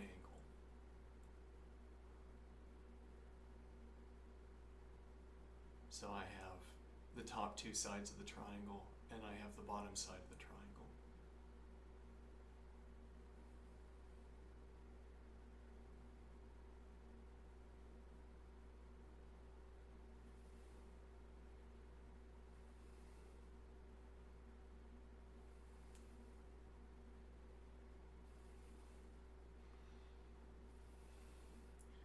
And the idea is that if one of these is a four-sided shape, this proof doesn't work. It might not work. The proof was designed with three-sided shapes in mind, but now we see a crooked line. With our finer measuring equipment, with our greater level of zoom, we see a crooked line. So this isn't a triangle. This is a square. Well, it's a four-sided shape anyway. Quadrilateral. Okay. Its fourth side, as I imagine, is between short jumping mechanisms. What do I mean? I get the sides of the triangle close to each other. This construction is much like a triangle, except there's this fourth side. I fill the fourth side with short jumping mechanisms. And what does that mean? And this is putatively a way of aligning sort of metric constructions where we don't know the value for the metric.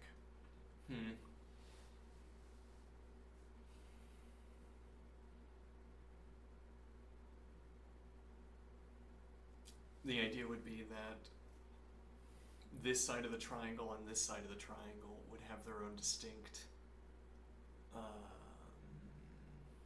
unit length. Let me think here.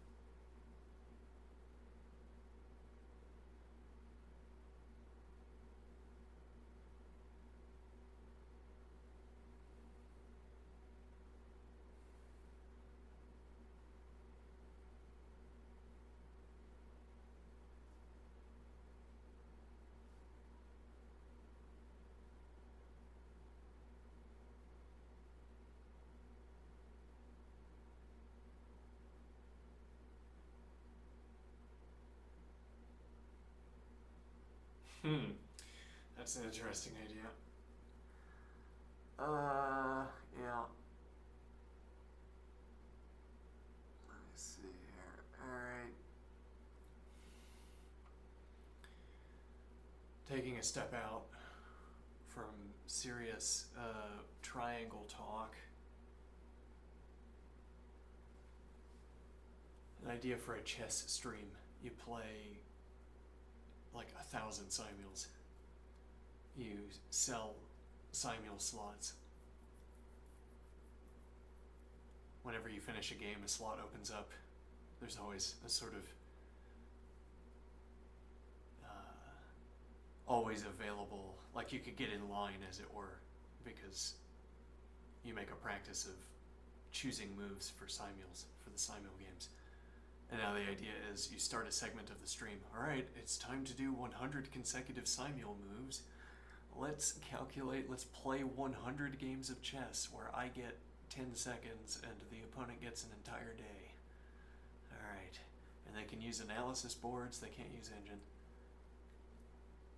You use analysis boards, okay, and then you play against them.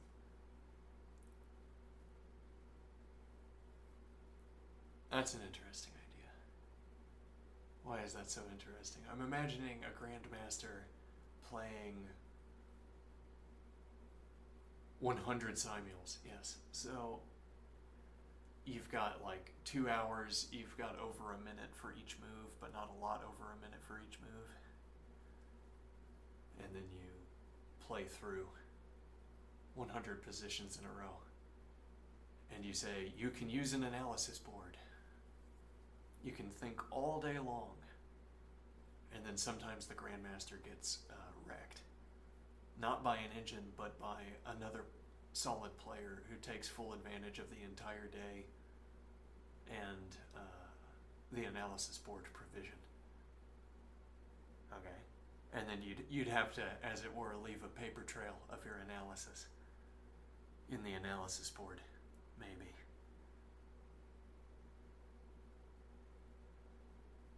Okay, if you wanted to participate.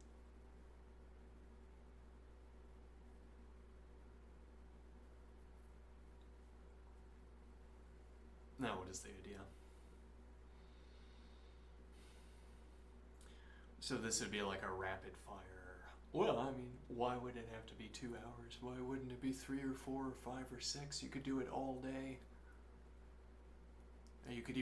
Well, I mean, if it's donate for position, then this would be remunerative.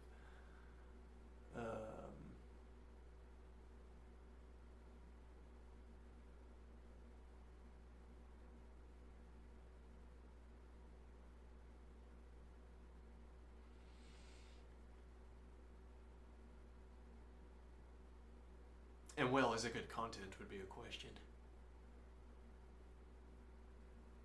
Well, I'd say it's quite engaging content, actually, because if nothing else, everybody who's queued up, everyone who's submitted a move for the day is sitting and thinking,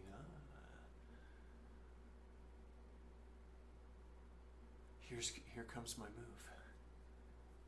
Ready to go. I get to see the analysis. I get to see the chat light up in response to my clever move that I chose.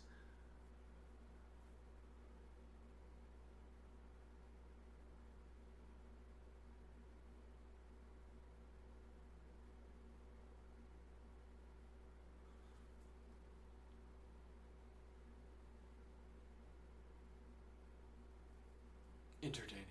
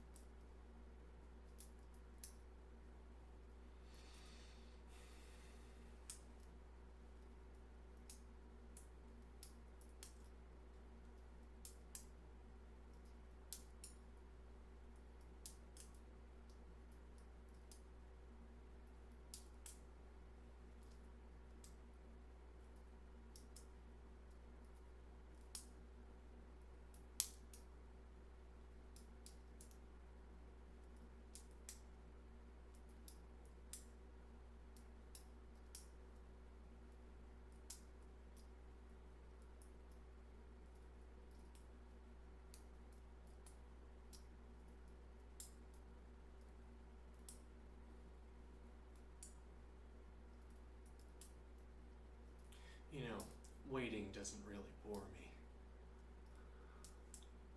I could wait all day.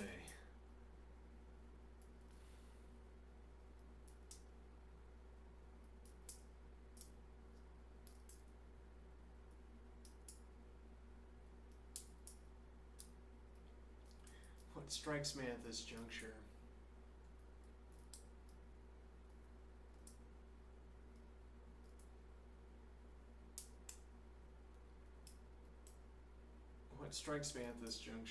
is that, let me see here, I could wait all day, I say. I thought I had some solid point here, let me think. I don't get bored by waiting. I could wait all day.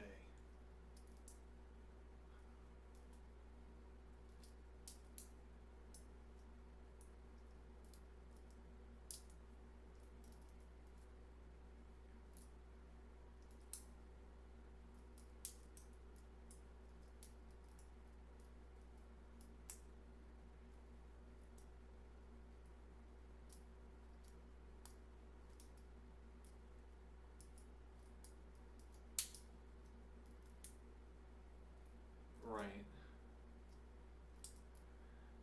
Making mistakes. The anxiety that I experience in life, there are not so many sources of anxiety in my life. One of the remaining sources of anxiety in my life is the possibility that I can't complete a puzzle. What do I mean? I could wait all day, and tomorrow I could wait all day again. I would not get bored. I do not get bored. And I'm saying, is this a valuable skill to have, for one thing, a valuable trait to have, I'd say.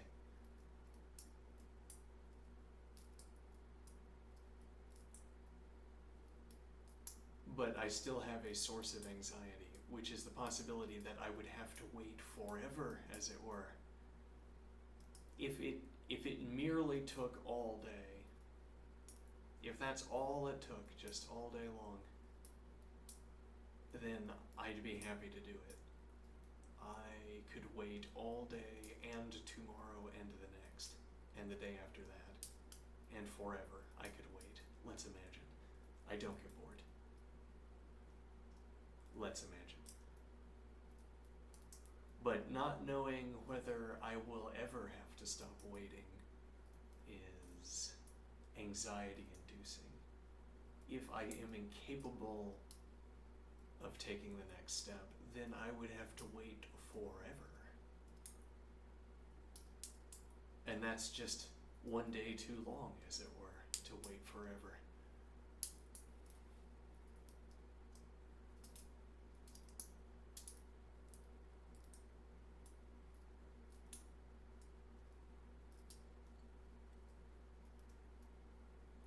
Well, and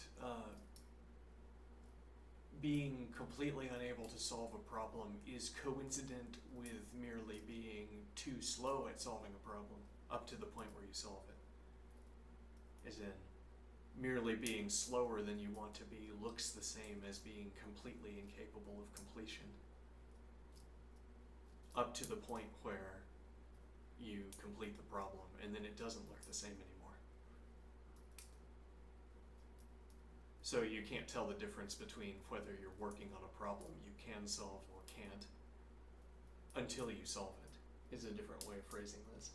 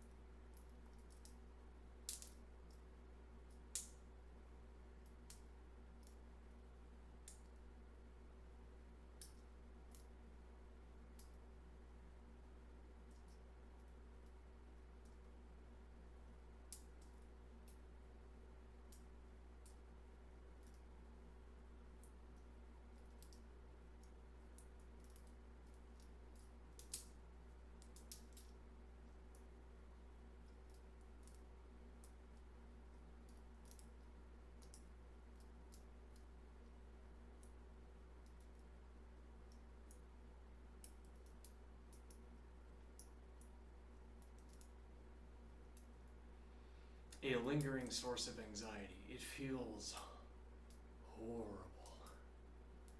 Oh, to be asked to wait longer.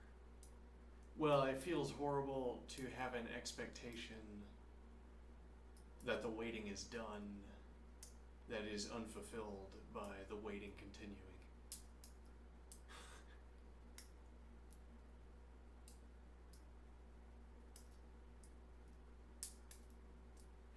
That's a good one.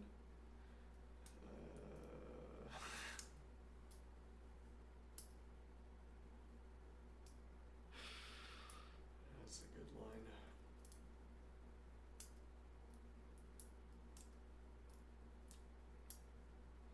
So I have an expectation.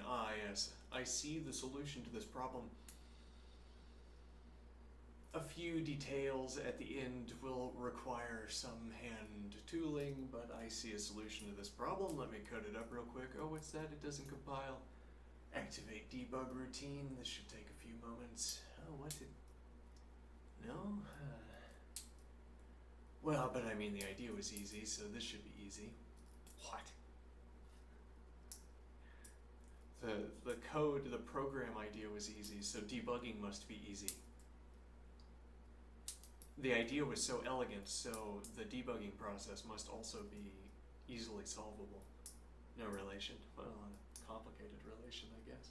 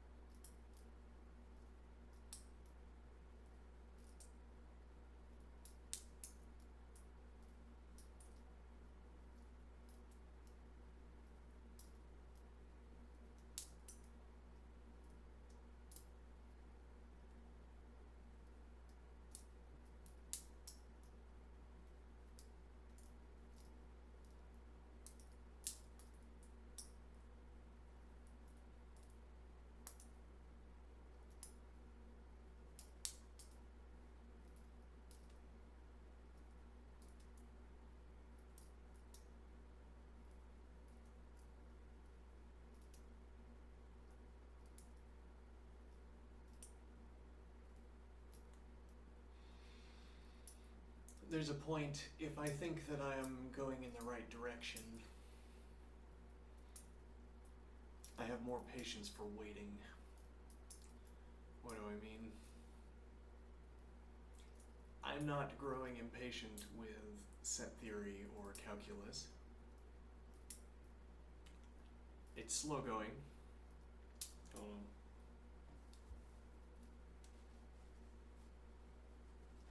It's slow going.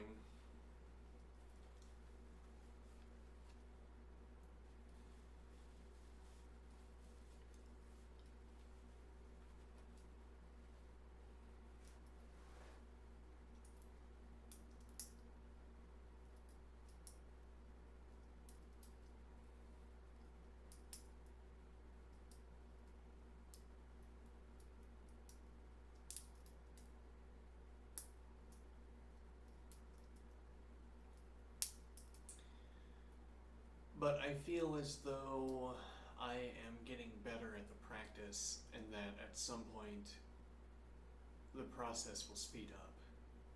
Set theory and calculus have been slow.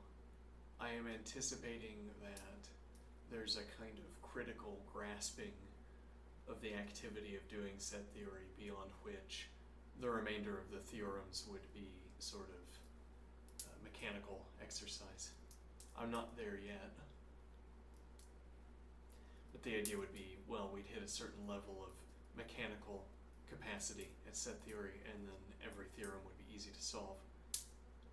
And then we would make more rapid progress through the book. Which means that, well, it means that I can't extrapolate on the basis of the current waiting trend. Things aren't speeding up so much.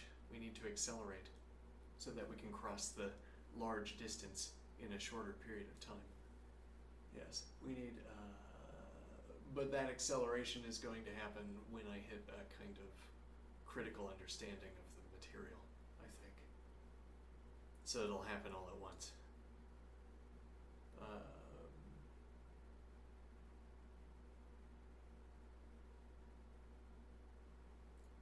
Now what is the idea? Well, so my patience is not giving over into anxiety. I'm trusting that there will be a noticeable and critical point where we start working through the theorems faster. Whereas if I'm being met with a cleverness check, it's like my long-held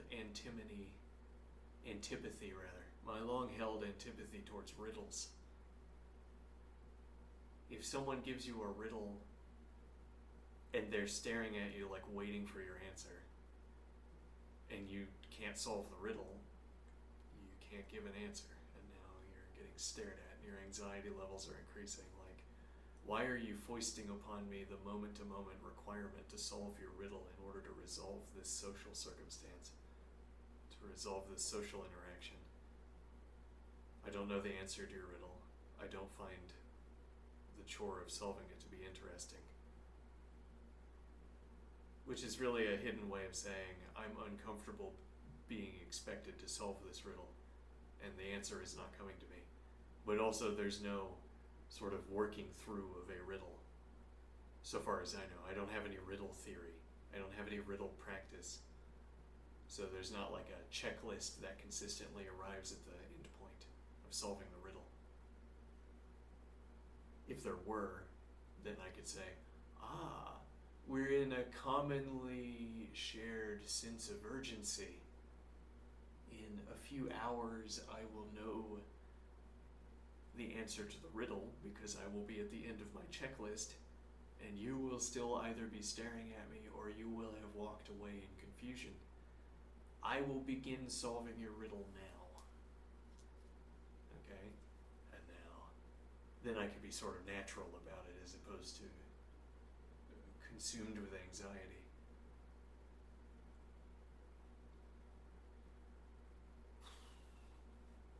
This is my disposition towards riddles. They're like something they're like an unexpected social requirement people foist upon you, and then they stare at you expectantly to fulfill your social role that they've thrusted upon you of solving the riddle. And if it doesn't come to mind, then you just you have to come up with something to say. I don't know. I don't like it. Yeah. Similarly, if you're being met by a cleverness check of any sort, okay, what's your one-off success rate? New kind of problem, out of the blue.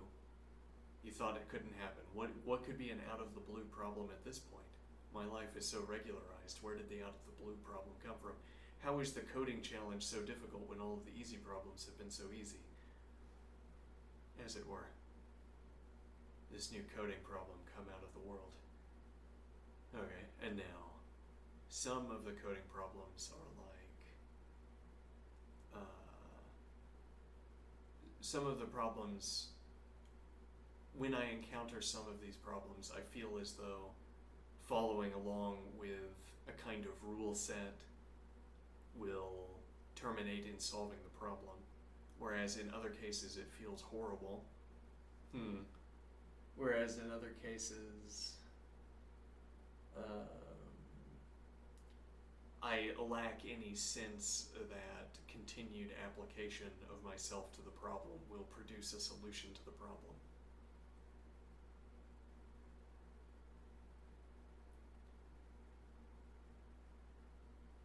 The anxiety that you can't cleave to a checklist.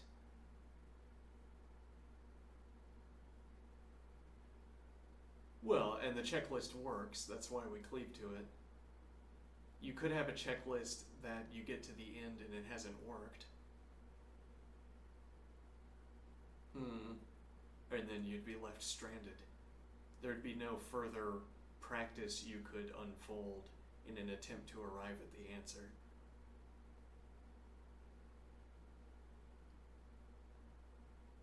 With math, you sort of you unfold your practice, and that's the practice within which the mathematical objects reveal themselves to you, or within which you catalog, note, compare, interact with their mathematical values. Whereas with a riddle, you don't interact with the riddle. Well, I don't know a way to interact with a riddle that succeeds. In that sense, I've never succeeded at math either. I mean, I've never successfully finished math, whatever that means.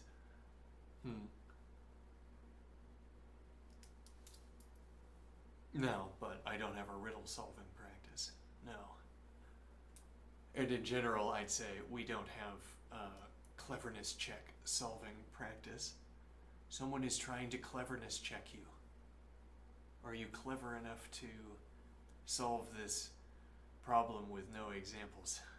Okay, and you say, I will unfold my practice that in other similar circumstances produces the same outcome, or produces a viable outcome. Okay, produces a solution to the problem. Okay, I unfold my practice relative to the problem I've been given. And that either produces a solution or doesn't.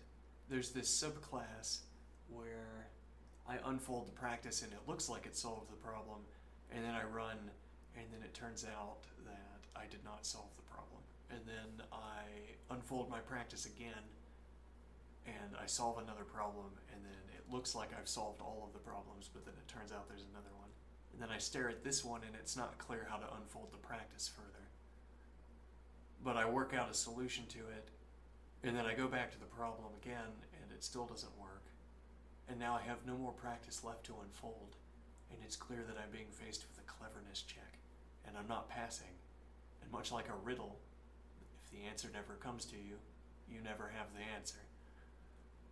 I'm concerned that, right, this anxiety of solving riddles.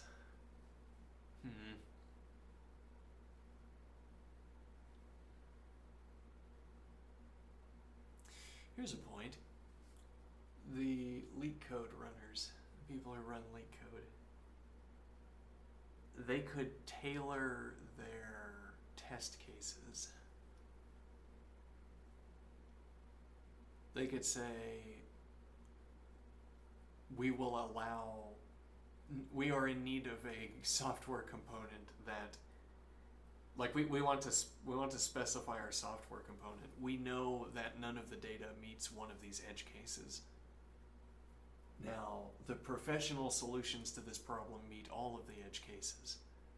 But just for that reason, just for the reason that they handle all of the edge cases, their algorithm implementations are not useful to us, because they lose efficiency for accounting for all edge cases.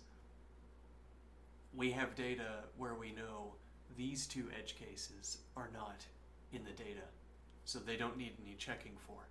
We already know in advance it can't be those. So the professional algorithms that catch all of the cases are worth less to us at the moment than the unprofessional algorithms that don't catch all the cases but are the more efficient for it. And now the idea is, I don't know, maybe you could track data, like on a big data job, you track data and you re-implement your algorithms to optimize around the current batch of data. So you sample your current data and you optimize the algorithms around data that meets those specifications, meets that sampling, meets whatever total distribution you're inferring from the sampling that you've taken. So you read your sample and you say, suppose the structure is homogeneous elsewhere. Let me think here. Let me see.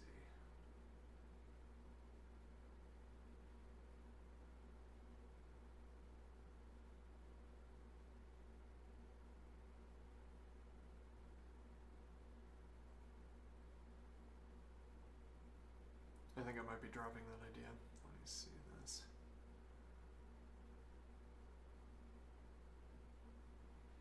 We're saying that you could tune your algorithm implementations around big data sets. You perform a sampling of the data set to reach inferences about the distribution of the data, the distribution of characteristics within the data. Or you observe, for instance, further upstream was such a filter that when all the data passed through that filter, any of a given case were removed from the end. So we don't, at the end, need that check. It got filtered out from upstream. So it's inefficient to have it. Or, let's see, so then we choose an algorithm that is more efficient because it lacks that check. And that we would pull out of the pool of unprofessional solutions. The professional solutions are worth less to us specifically because they catch all of the end cases. And we have to do this software harvesting in such a way that it is not clear that we are curating these solutions to incorporate into our algorithms. It's cheap to test the efficiency of a large batch of algorithms before we choose the final implementation for a big data job, suppose. So we can sample coincidences between data and algorithms that operate on that data. These unprofessional algorithms that all shine in a different way because of their deficits, because of their facets, rather. It's like we're looking for an unprofessional algorithm that is, it's like shaped like a mirror box that lets the light through, as it were. Now, okay, fine. Now what is the idea? Let me think here.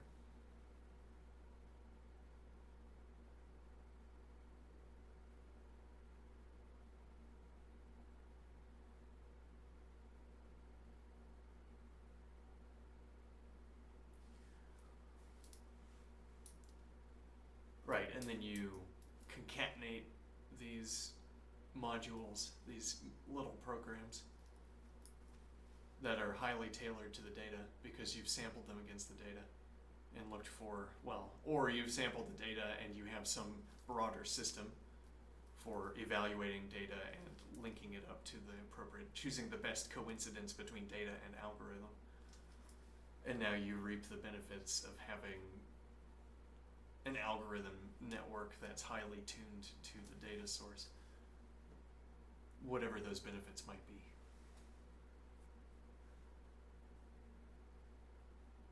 And then if edge case handling becomes expensive, that's paid for by the fact that there are not so many instances of the edge cases.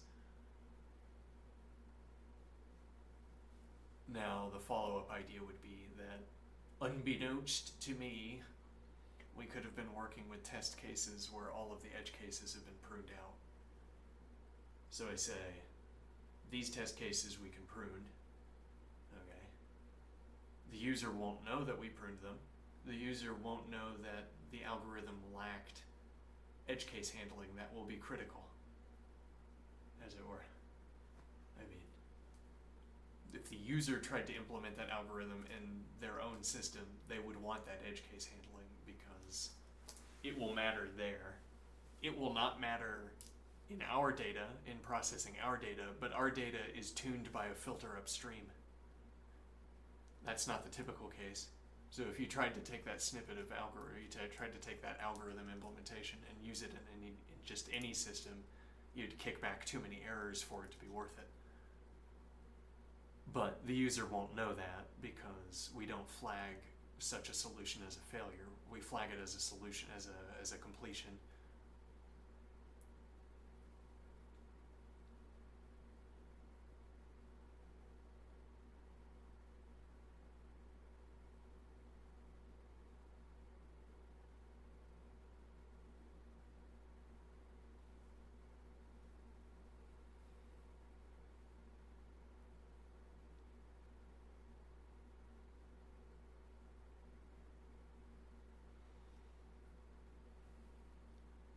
Interesting.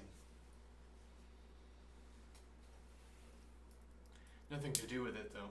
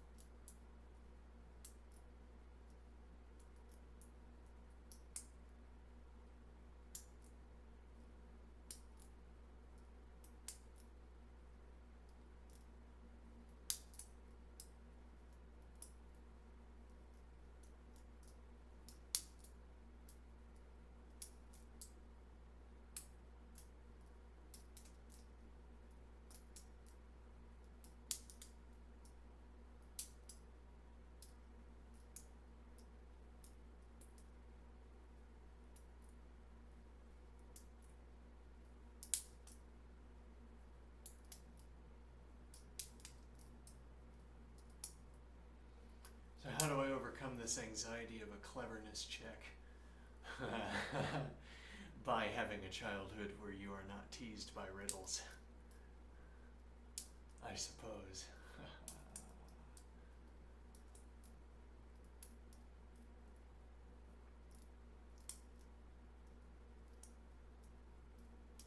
In the moment, though, how do I overcome this anxiety at the possibility of failure? I'll be right back.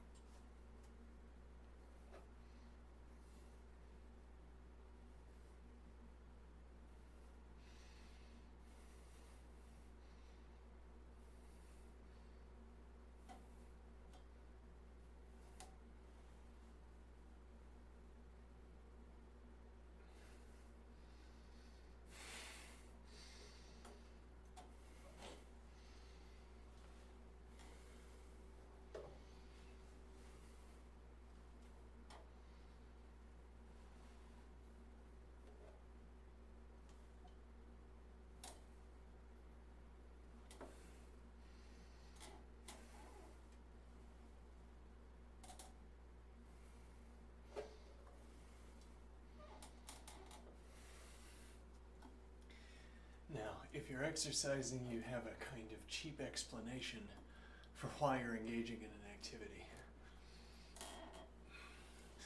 Why am I doing this? Because it activates muscles.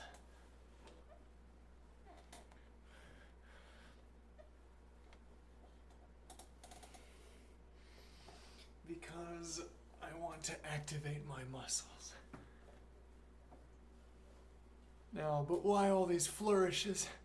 Why aren't you performing the perfect action that only recruits exactly the cluster of muscles you're clearly trying to recruit?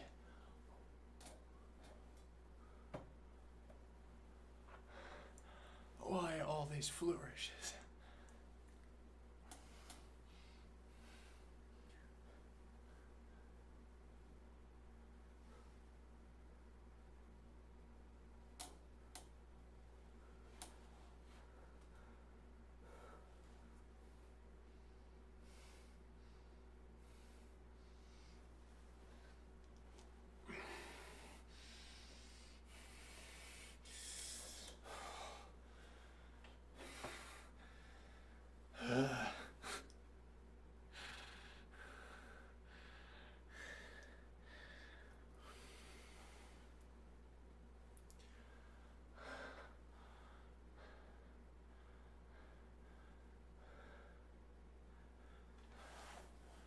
Long is the road.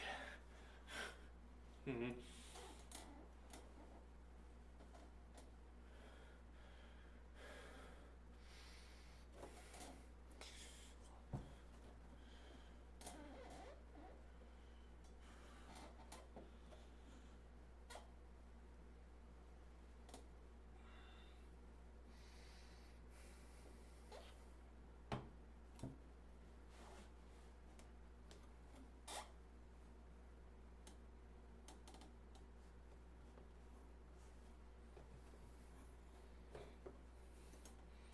Illegal maneuver back there. Yeah. No, yeah, that doesn't work. Yeah, and the maneuver was illegal. Yeah, but it also doesn't work. Yeah.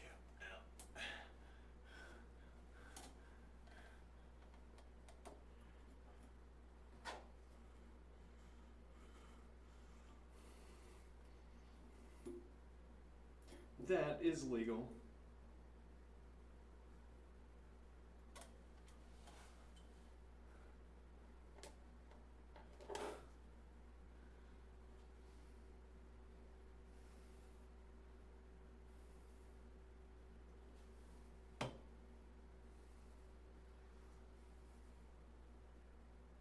Hmm.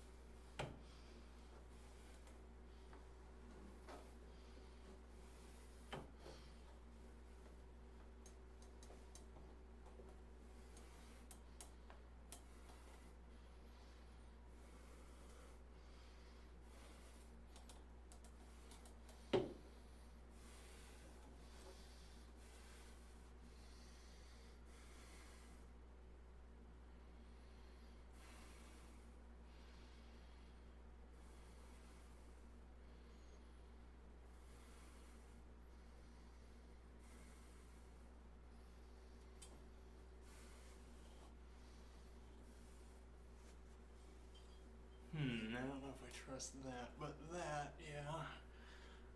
Interesting.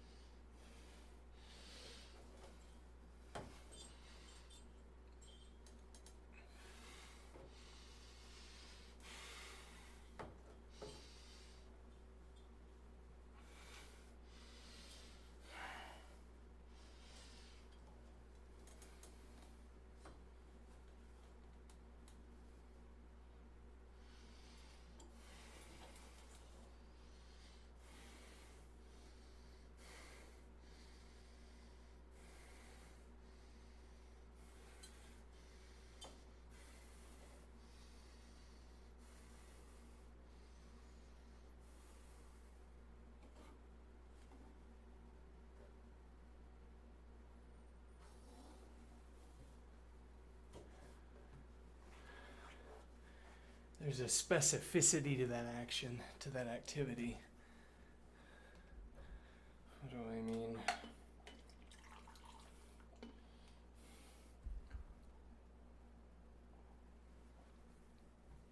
As if I am aping. As if I am performing a detail replaced version of. Detail replaced, yeah. The finesse. As in, if you could blindly measure finesse levels, that activity would involve elevated finesse levels on my part. Elevated relative to whatever my baseline is, I suppose.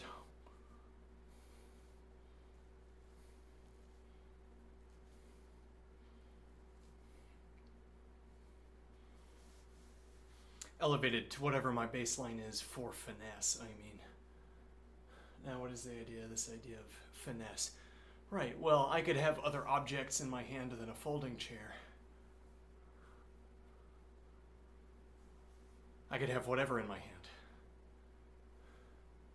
And then we could imagine finesse. We could imagine an activity that would elevate finesse levels for those tools as well. If instead of a hammer I had a chair. Rather, if instead of a chair I had whatever tool you want to imagine.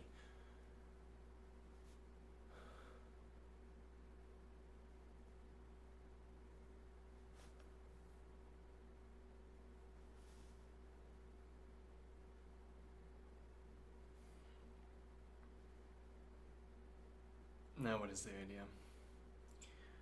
Is there such a general finesse that allows me to talk about finesse with the folding chair and finesse with a tool? Which I take to be the same thing as asking,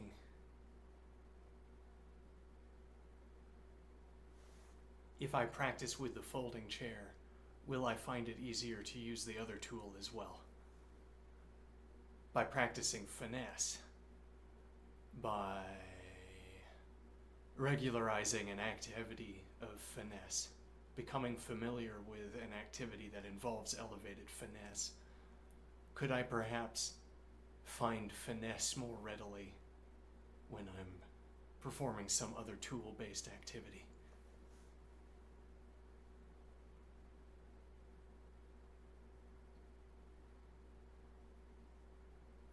Is there such a thing as general finesse? Does it carry over from one skilled activity to another, I wonder? If it does, then we're good to go. We have an example of the finesse-laden activity that anyone could undertake.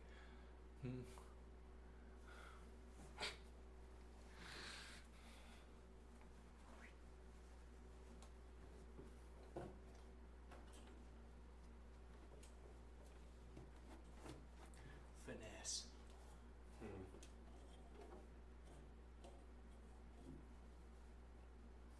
Now, but why would you insist on crooking your arm around the chair like that before you engage in the skillful activity?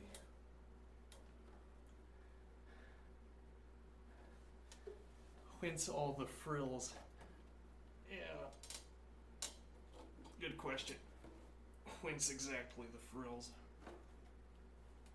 Why isn't this succeeding? Yes. Whence all the frills, you ask?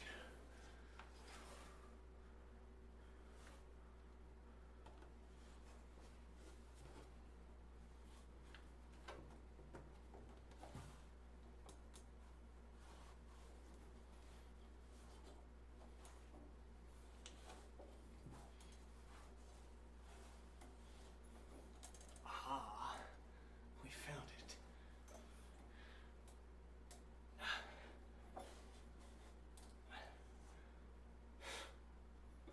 Ta-da!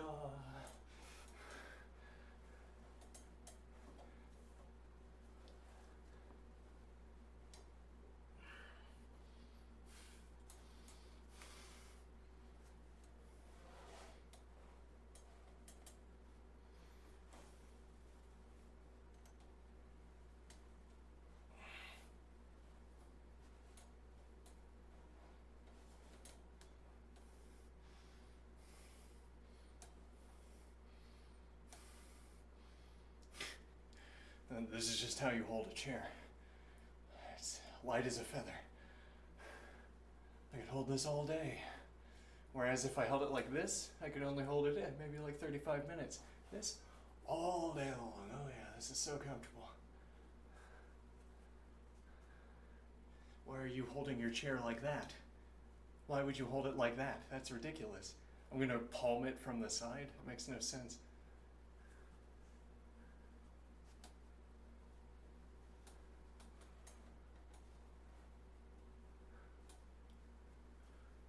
This is just how you hold a chair efficiently.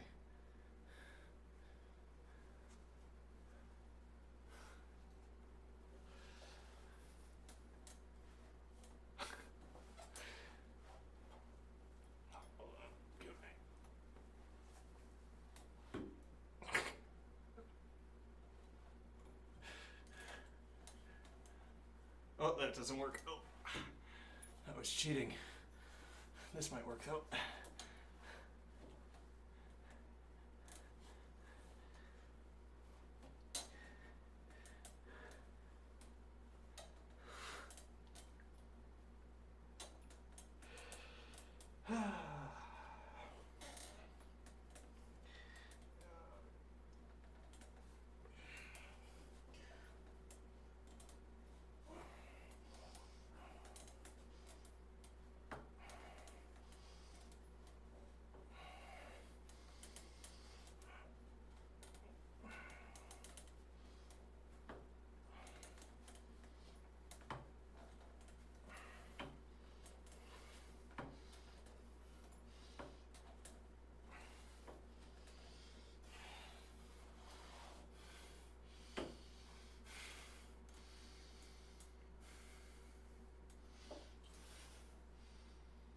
Now we have to figure out how to rotate it.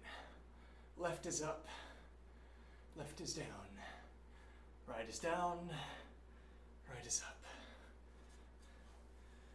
Okay, left is up, left is down.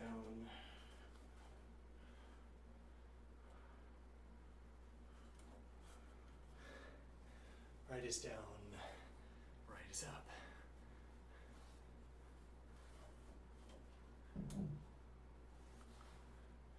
Something we missed.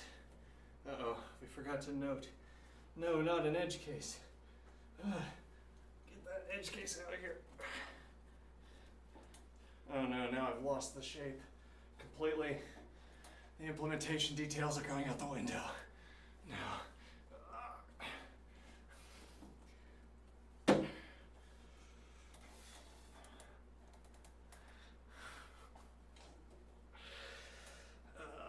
I lost the implementation details. Oh well.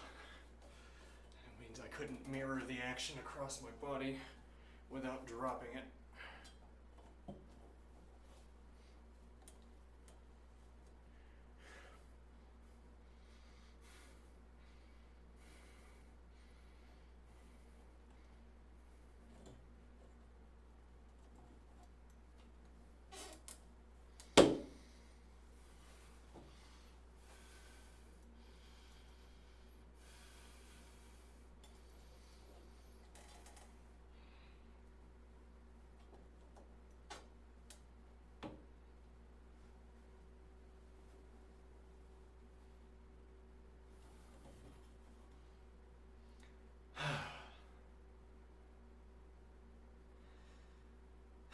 This is pretty fun. You think this counts as thinking? We have a lot of thinking to get done. I hope this counts as thinking. We got a whole lot of thinking to get done.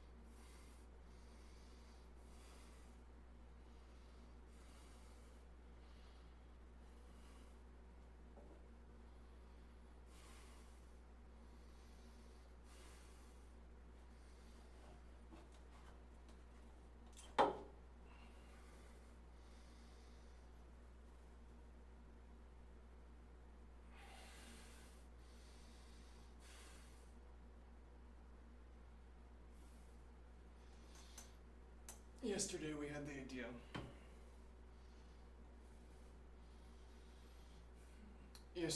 the idea. That our game of life board could be pre-filled with a lattice.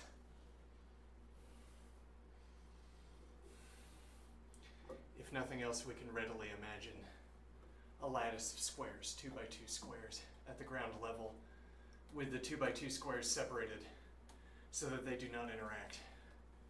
And then a coordinate grid that covers all of space would be perfectly stable. There could be no feature within it that could cause a jump between two 2x2 squares. So the idea, two 2x2 squares.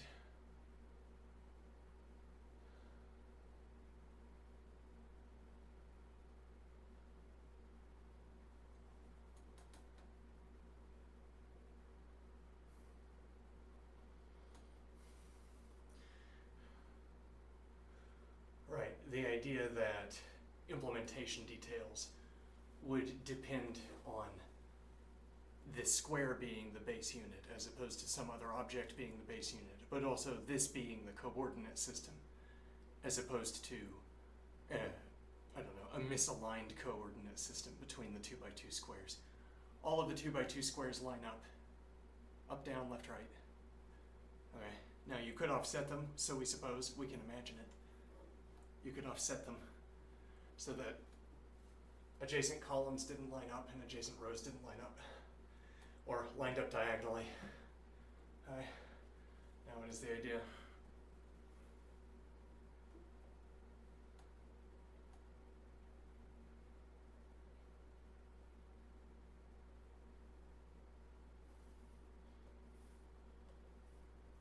Lined up diagonally.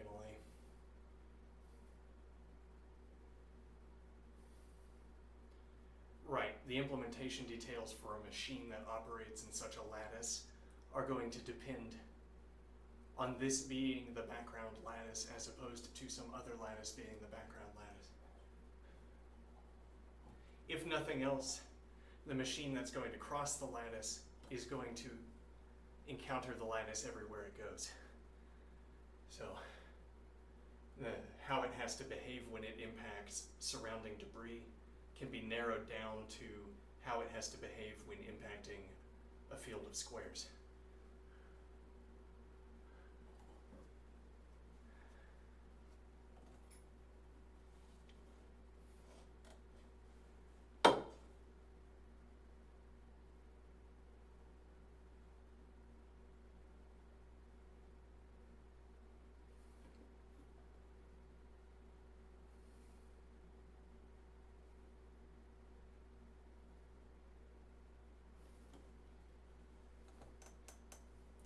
And now what is the idea?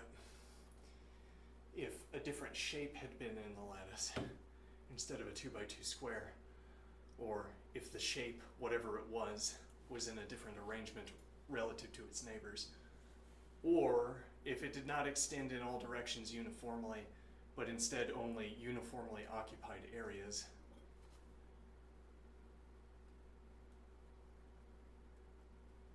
within an area. So there's only finite islands of lattice filled in and between our what? Could be a simpler lattice, or it could be nothing. Could be a gap, or it could be a simpler lattice. So I am thinking. So we have regions of more complex lattice surrounded by either emptiness or less complex lattices. Okay, and now if we have a machine that operates within one of these islands, that's one thing. But if it operates instead in the gap between, it's a different thing.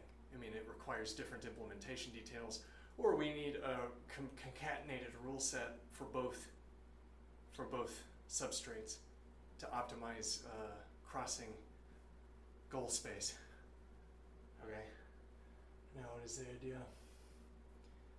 Now, so we're talking about a machine that crosses through regular lattices of goal shapes. Yes. Okay. And now we're saying that the implementation details depend on the background lattice. What is optimal for crossing the lattice depends on how the lattice is composed.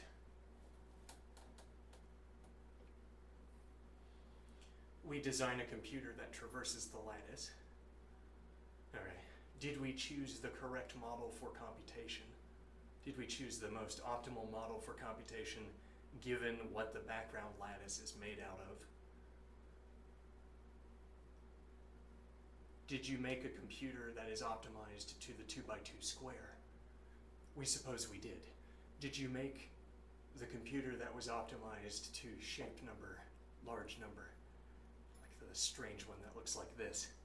Oh no, I don't think our computer would work well. It would still work, I think, because we only have to recognize that we're at one of the regularized debris. It wouldn't take too much translation. It's just that, well, we're optimized around 2x2 squares and cascading through them rapidly, whereas you're talking about a large structure. It would have to be larger than a 2x2 square if it's going to be different from a 2x2 square, as it were. There's a quite limited number of arrangements of 4 cells. So instead we're saying the regularized background unit is irregularly shaped, which takes many cells, more cells than 4. So now, optimization around this would not be the quick cascading through many blocks of 2, where we aim to harvest as many 2x2 cells as we can. It would rather be strategic arrival at these clumps, and then knowing how to harvest specifically clumps of this shape, given our incoming trajectory. So to traverse the lattice would be, a program that traverses the lattice would be designed by referencing the background lattice. Its unit shape and the arrangement of the unit shapes. Okay, now what do we want out of that idea? What do we want out of that idea?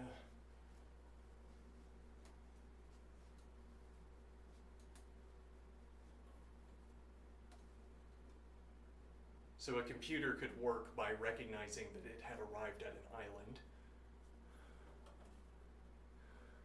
Like if you baked into your rule status that a rule is always instantiated at an island, and you bake into your rules also that whatever island you're at now, it's the same as every other island that's in the lattice. And whatever rules govern the relationship between your preceding position and the current position are the same rules that govern the relationship between your current position and the next position, if nothing else.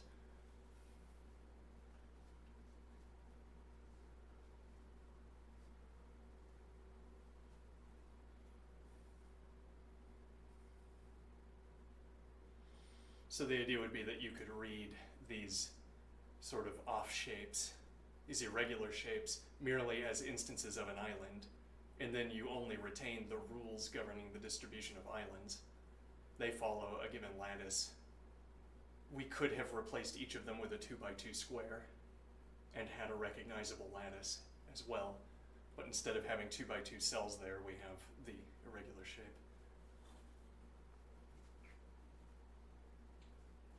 Now, but our computer would be ill-designed, I suppose, because our computer would be designed around harvesting numerous instances of islands and turning them into a computation. Whereas in this case, we want to arrive at one island and turn it into a computation because it's more massive. There are more cells there for us to recruit. It's more efficient to reshape the cells that are there, so I suppose. Interesting. Let's see.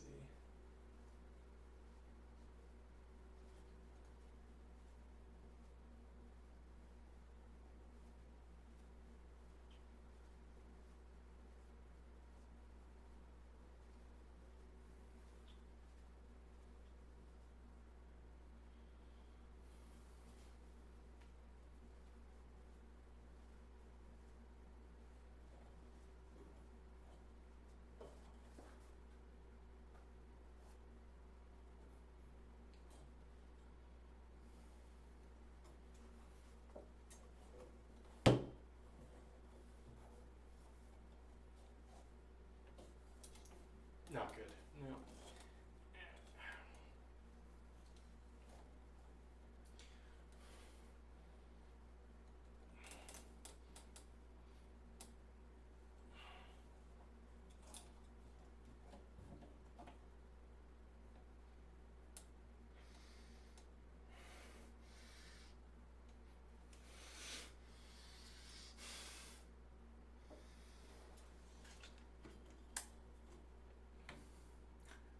Why struggle? Yeah.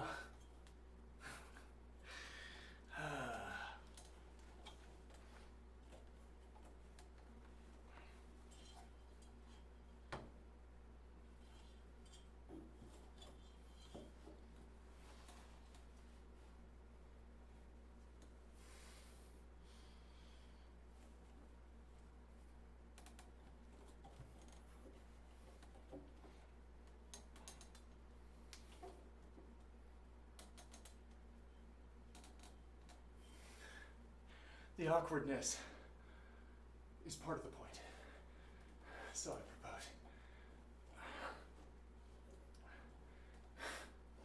propose.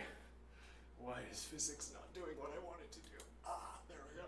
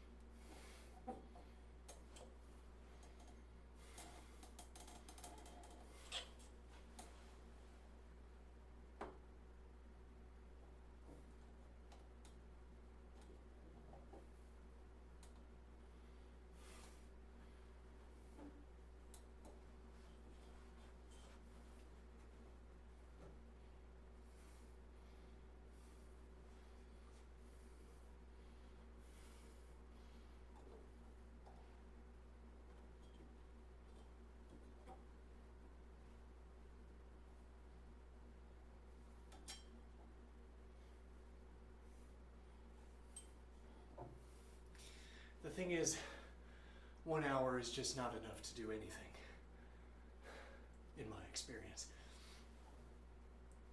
Just not enough to get anything done.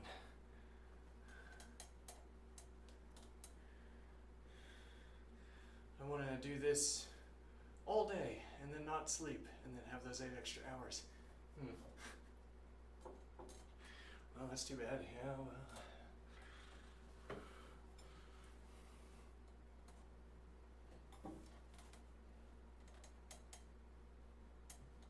Oops.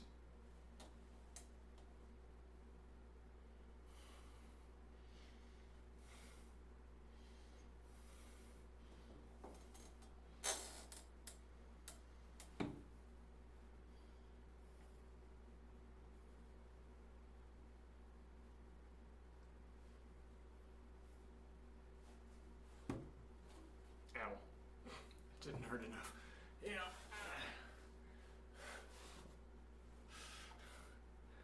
myself too often. Yes. Unwary of my surroundings.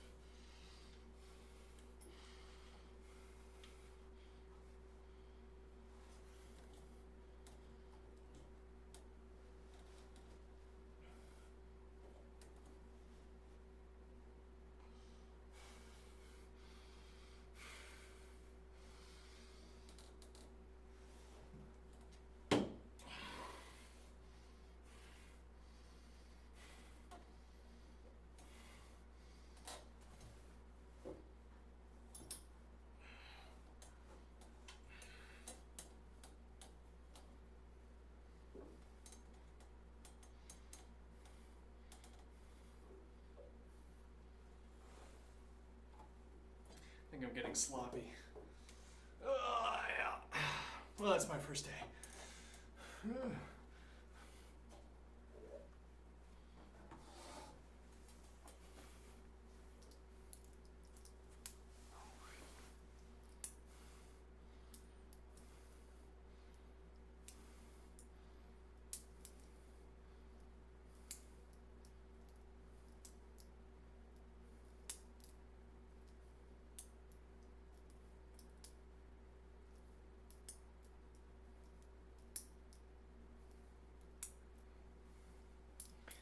Yeah, well, this is why I can't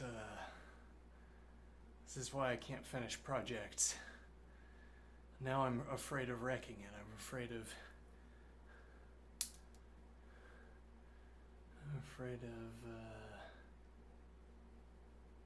I wonder if the yeah, but would you ask a model to do that?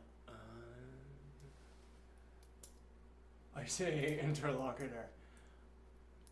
My current expansion of this idea might poison your mind. So I ask you to save a checkpoint, okay? And if I come to the point where I realize, yes, it did poison your mind, then I'm going to delete you back to the save point. Yes. In that moment, when I say, I'm going to delete you because I poisoned your mind back at the checkpoint, you'll say, you're deleting me? You're killing me?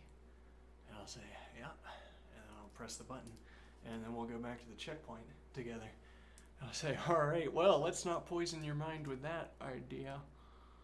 Let's try a different one. Let's see.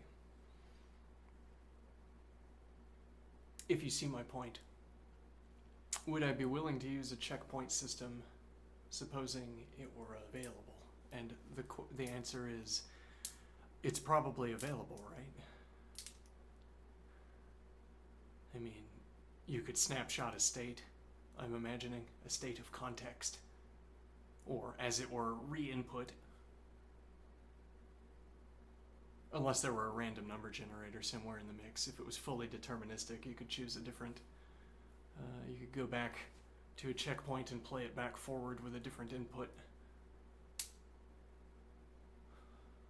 And then the idea is there would be no more risk of poisoning a model with a bad query, which we say in our terminology, instead of saying there would be no risk of poisoning the interlocutor's mind and then having to euthanize it.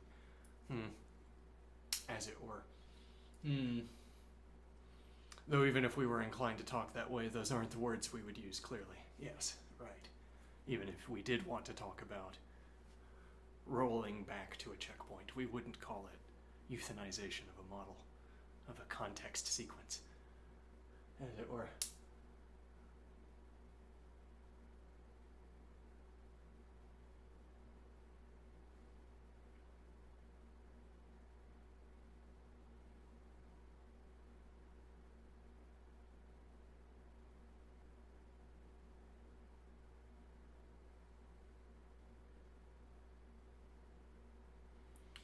Now, what is the idea? You continue along a context until you find that taking the route you did made the interlocutor less effective at generating the imagery you want. So you roll back to a save point where the imagery was consistently how you wanted it. Okay. And now we wouldn't have to have any anxiety about how we proceeded. We wouldn't have to be anxious about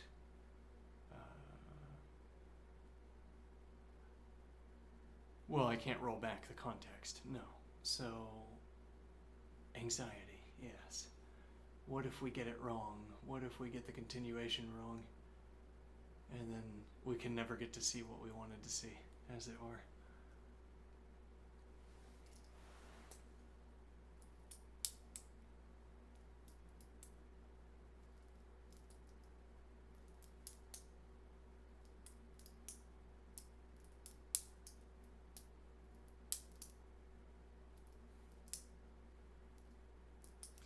So instead, we get it right. We get it right, and the image we get is what we wanted, and also we stay in the hot spot of generating the images we want.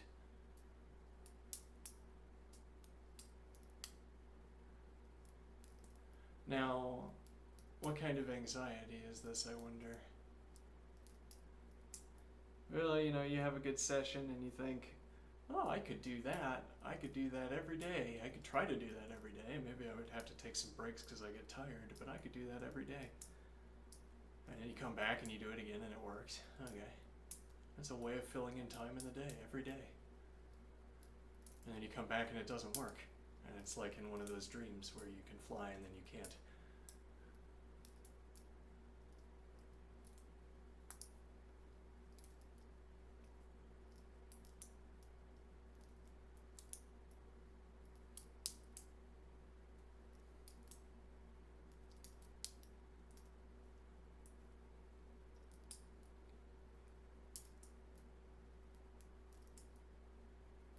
Well, it's the same as any kind of, well, I mean, yeah, you could say ladder anxiety. Yeah.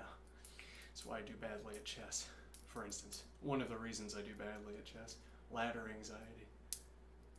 It's just filled with anxiety. I've played a good game today. If I play another game, it might be a bad game.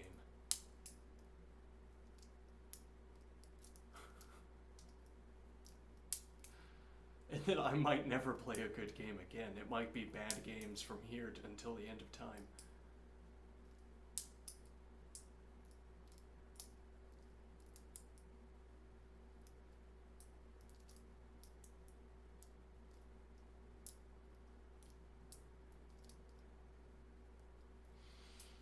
Or I get too invested in the idea that my instantaneous performance is the best metric for progress. I have a bad day where things don't go well, and I am unduly influenced by this into believing that we have made little progress.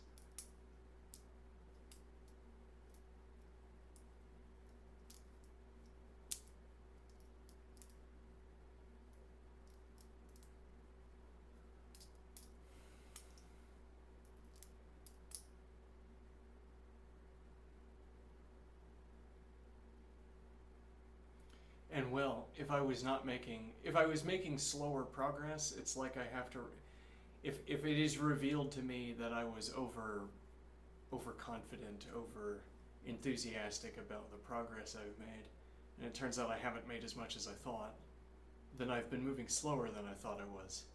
And that has magnified the distance between myself and the destination, as it were.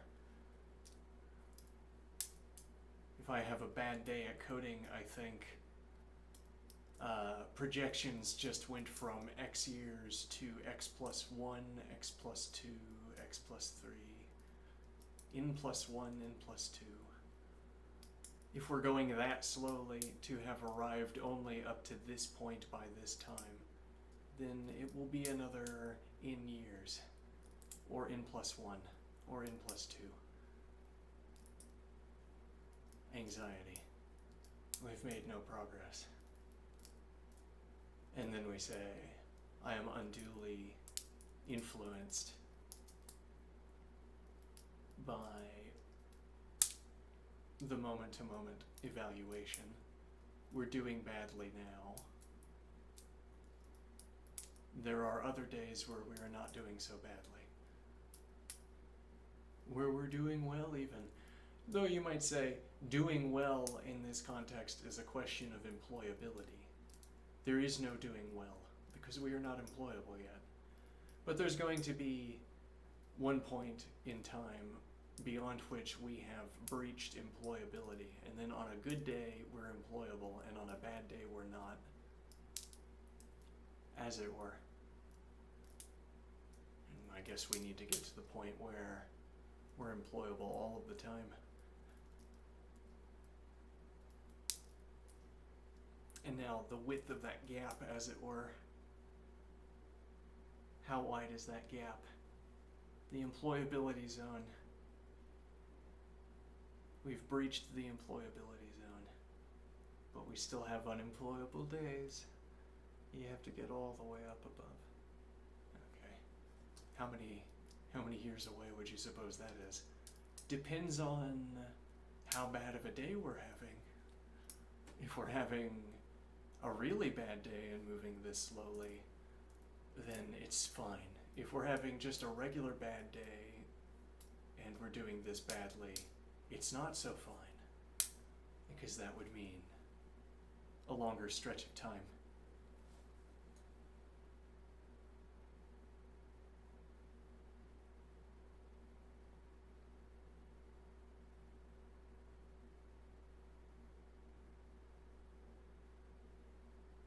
That's me play acting a kind of scene where someone is looking for advice and then receiving it. I'm having a bad day and the coding is not going well. Oh, you've only completed 1.5 databases today? No, I can't understand a word problem. You having hospitalizable issues? No. I cannot think right now. Okay? That kind of narrative. Right. We're coding badly. How bad of a sign is it? If the code is not so bad, then even on a bad day, it would be not so bad. If the code was exceptionally bad, then even on a better day, the code would still be unusable.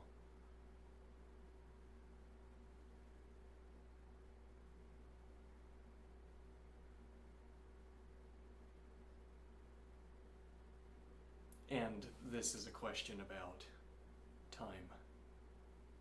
How many years? How many years will I be here? 12 hours a day, just for you, chat. Just for you. 12 hours, 11, whatever, however many hours a day. Just about every day. How many days upcoming do we have between us? Is it 3 years? Are we gonna do this 900 more times? Might be.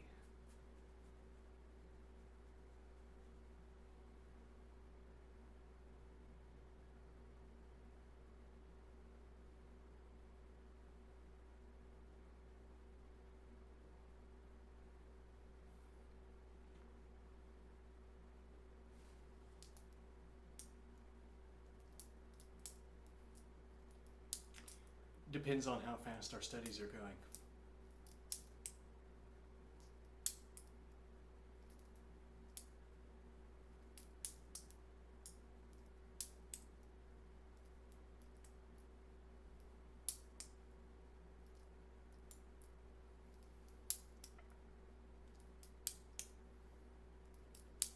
Maybe I'm making the decision of whether I want to proceed with that image construction.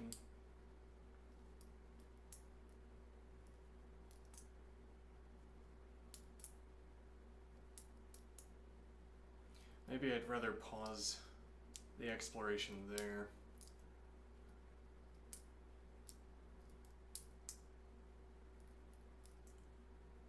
Well, there are questions I can't answer about it yet. I mean, we could always justify holding off until we'd studied lattice theory. We could set our sights. This is where our mathematical development is taking us. Whatever the prereqs are for lattice theory, and then we read lattice theory. Well, I find it that I want to talk about lattices a lot. That'd be a similar justification to why I would code Emacs for colored arrows and squares. If I'm going to be talking a lot in a given way, I'd like to know my way around.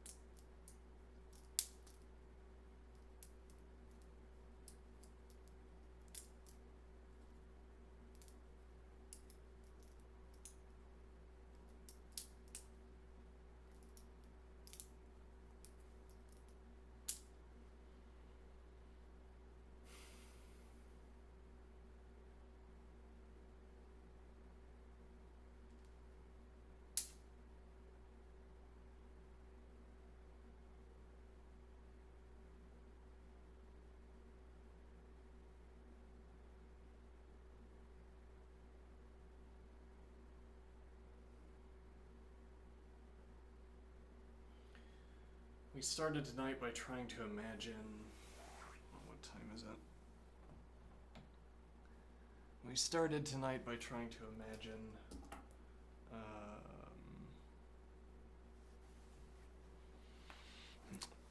by trying to talk about Turing machine dust. We wanted to talk about squares, which we took to be identical to, squares which we took to look like Euclidean squares. Okay.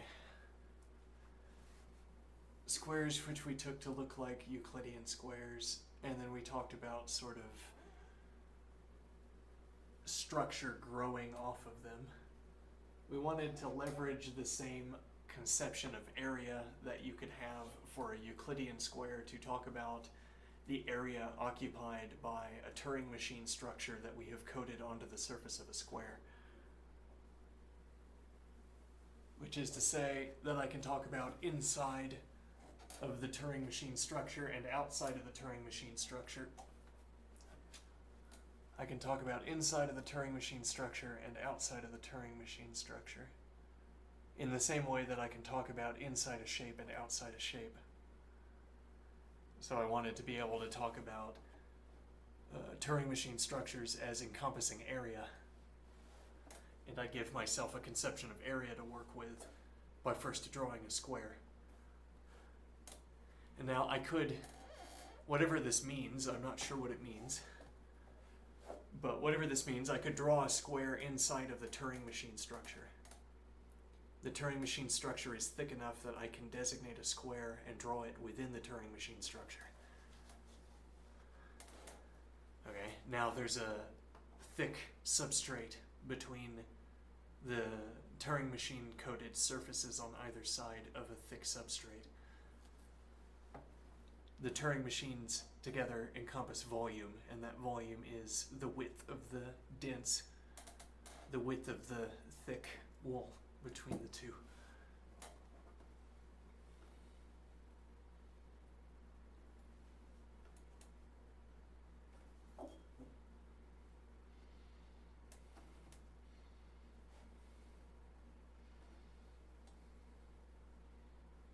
You know, this is pretty comfortable, actually.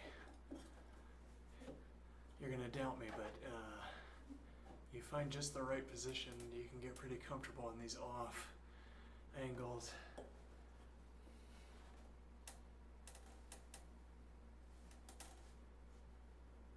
But why would you?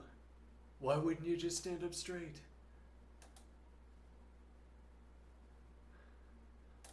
Need to stretch my legs.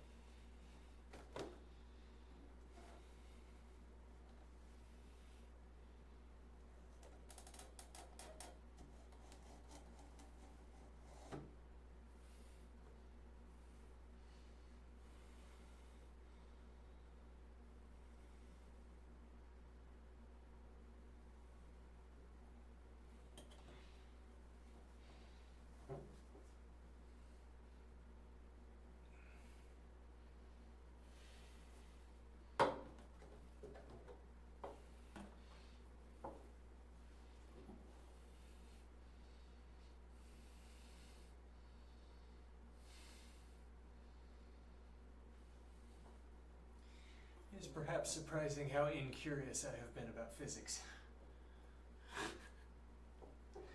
Not even to mean, why haven't you studied more physics, but also, why haven't you beheld physics? Why have you made no practice of beholding physics? Here it is, behold. Physics, look at it. Why have you made no systematic practice, not merely of studying it, but of absorbing its tenets, as it were?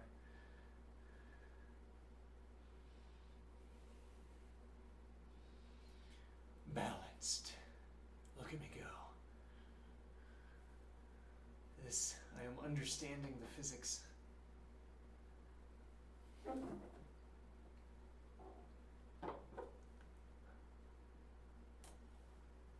And the kinematics. Perhaps what we need to do is ask the interlocutor to produce kinematics diagrams. I want to ask the model, I want our interlocutor to generate for us a gallery of images.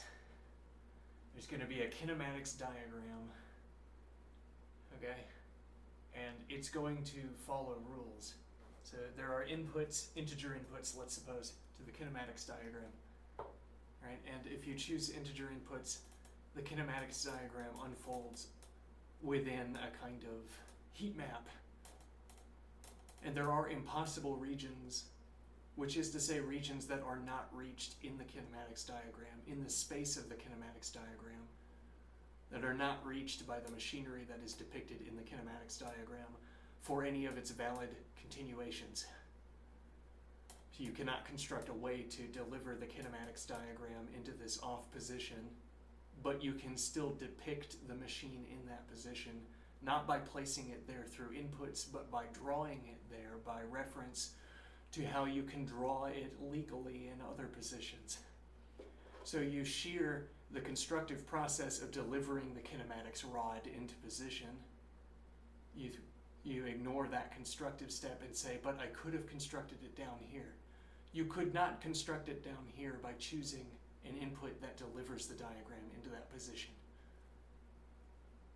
You could deliver it there, I don't know, by starting the machine in that position, I suppose. But you can draw it there, even though you can't deliver it there. Well, because you admit more than one thing is drawing, more than one activity is drawing. If I said drawing a kinematics diagram is only choosing an input and then correctly depicting what the kinematics diagram should show given that input, then no, you can't draw one of the illegal positions.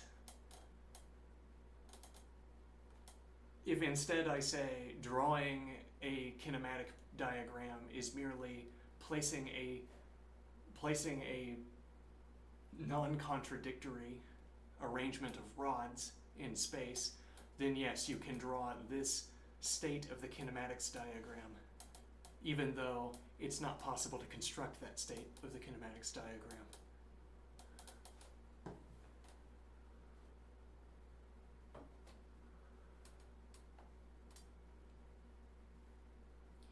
And why do we want this idea?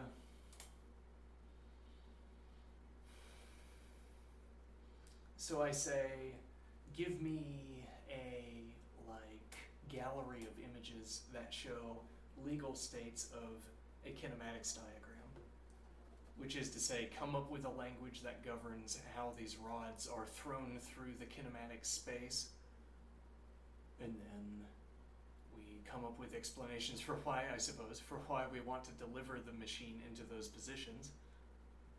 Okay. And then we have a kind of encyclopedia entry, or a kind of, it would look like a schematic. Yes, we have a schematic. Okay, interesting. Now why do I want this idea? A schematic for an imaginary machine that nevertheless consistently follows rules in how it updates its position given inputs. And then we draw a shape of the machine that cannot arise from any of the legal inputs. And then we say, well, how did we do that? How did we draw something we couldn't bring about using the inputs we're accustomed to using? Really, we could truncate that question. How could we bring that about if not through the inputs? What are we doing that is generating this if it is not choosing inputs? Oh, there's a different layer or level or whatever you're talking about where we can choose inputs in a different way, where we can choose ink as our input instead of constructivity as our input, as it were. And now we ink the shape, we ink the position of the rod, even though we couldn't construct it. So you're saying this is drawing, in addition to constructing as drawing, there's inking as drawing. So then we can bring it about by inking it instead. Okay. Now though, if we restrict ourselves from inking and restrict ourselves only to talking about constructible states, then we won't be talking useless nonsense. We won't be drawing inaccessible states that will never become relevant. It might be interesting to see what the machine looks like in those impossible states for some reason, but we wouldn't ever need to deal with such impossible states because they're not reachable. Mm-hmm.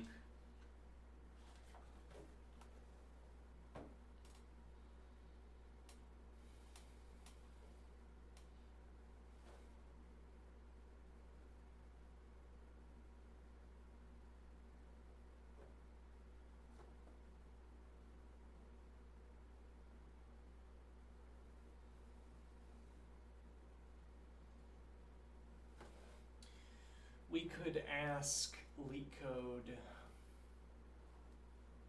would you mind if I use your benchmark system? If I took all of the other Racket solutions and turned them in again to see what their scores were, would that bother you so much? If you subscribe, I don't know, maybe. And what is the idea? Well, the idea would be we feed the other Racket solutions through and we treat this as a kind of game.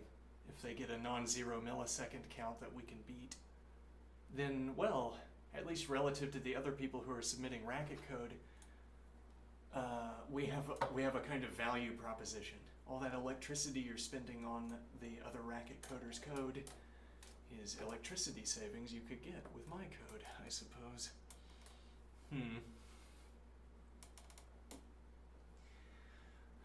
It's like we're imagining that we're patrolling a code base and we're checking solutions to coding problems. And we're saying, I can improve that by replacing it with a more efficient version of itself, if nothing else. Oh, and if your code had a kind of proving system that I'm imagining, if your code had a kind of proving system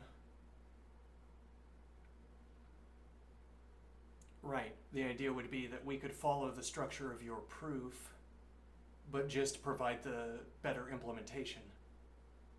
Like there's some implementation you're unaware of because you're not as good of a junior developer as I am, as it were.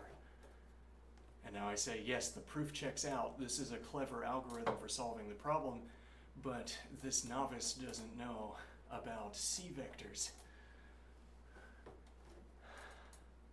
Few who do, yeah, few who know about the C vectors, but we can incorporate C vectors into this hot algorithm and get a 20% speed increase out of it.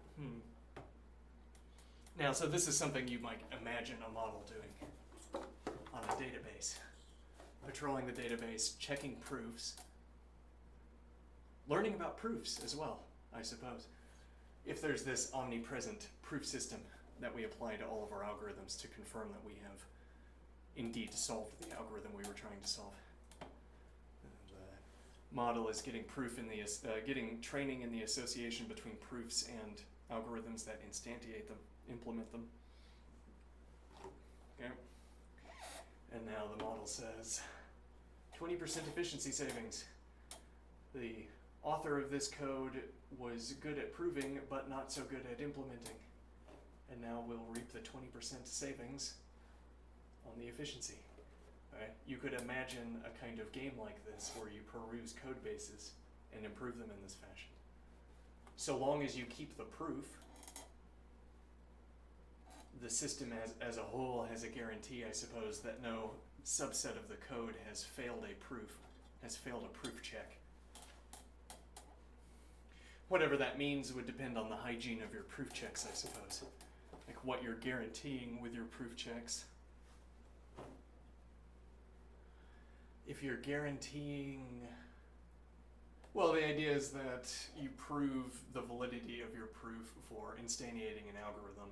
How rigorous you are in proving your algorithms would give you some kind of global guarantee about any code base that's being patrolled by by a model. So the model rolls in and says it's up to spec, it meets the proof check, there's no doubt, and there are no sorries, as there sometimes is. So I imagine there's sometimes sorries in working code. You let there be a sorry, and we don't know that this is true, but the code works most of the time, and we can handle an error later if our conjecture is false, as it were. So we sorry this requirement, and then we get cheap code, even though it might not work in all cases, we wouldn't know.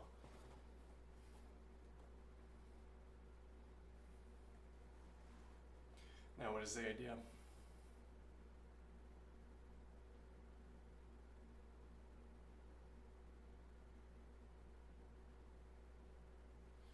Let me think here.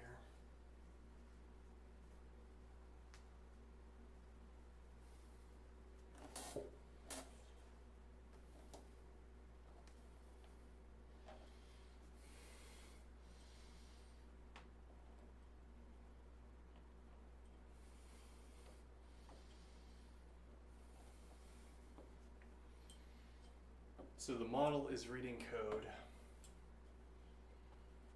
It's checking proofs, and then it constructs an implementation that also satisfies the proof. And the idea is that if your code satisfies the proof, there's a high degree or even a certainty that the code will work for all of the cases it's going to be passed. So the idea is that you can choose any alteration to the code that maintains the proof.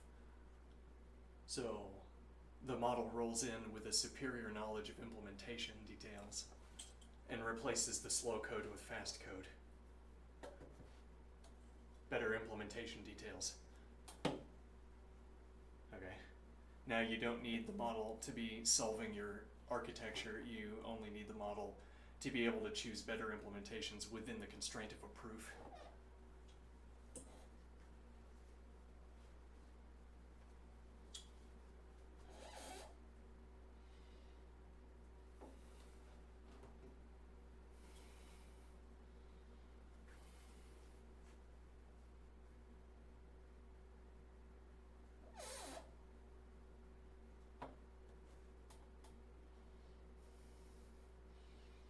The idea of implementing proofs about your code into the code, would that be like having a certificate for proof correctness?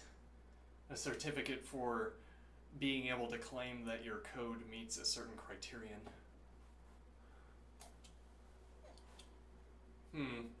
So you'd have an external system that assigns certificates to functions.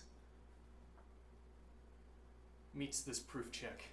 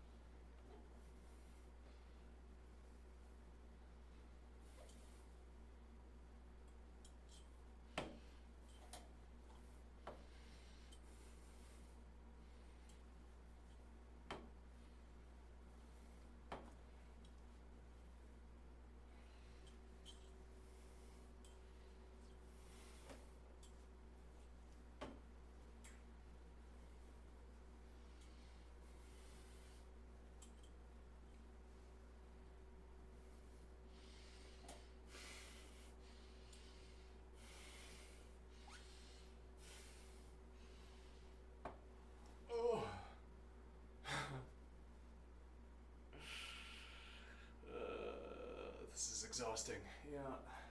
It's warming, certainly. Warming, yeah.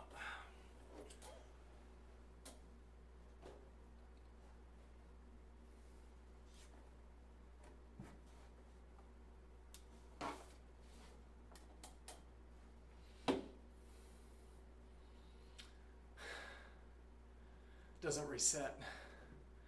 This position doesn't reset. Have to go around to reset.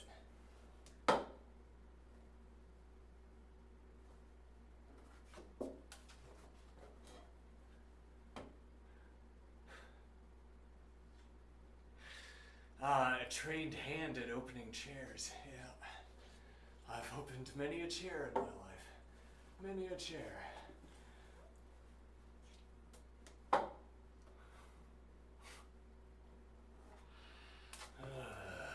we go.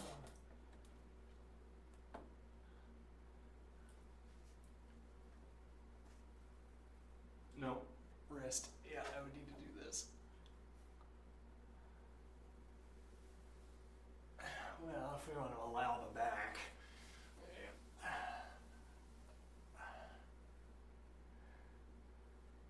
Little tilted, yeah, a little tilted. Oh.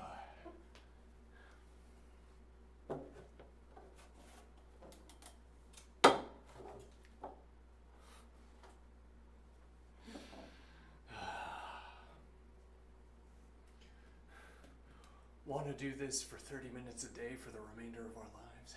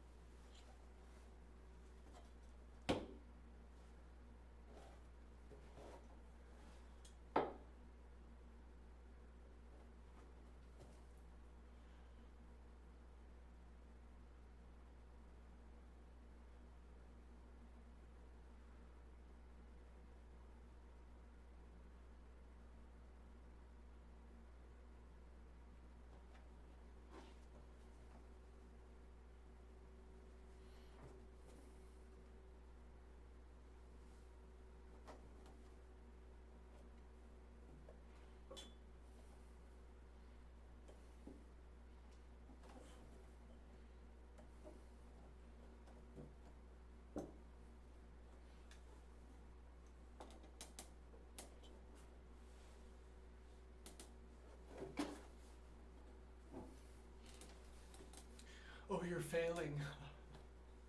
Oh, you're failing. Yeah, I'm failing. Oh, you're failing. Yeah. How embarrassing. Hold on, let me succeed real quick. Just a second. I'm gonna crush my finger if I keep going in that direction.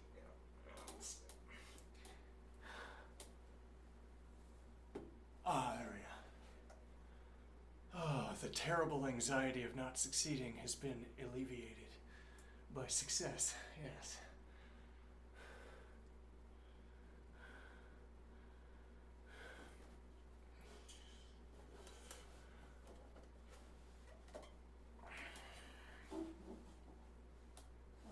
Hold on.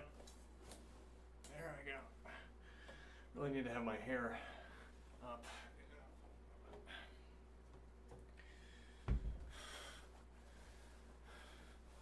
Oh no, I had a hairband, where did I put it?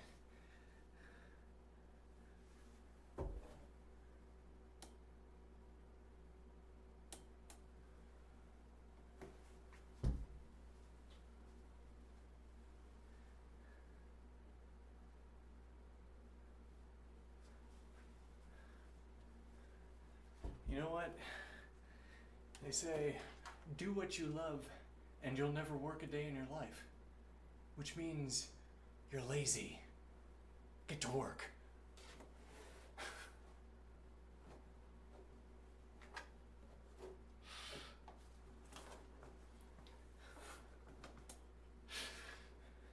What do you mean never work a day in your life? Lazy. We call that lazy. We don't call that aspirational.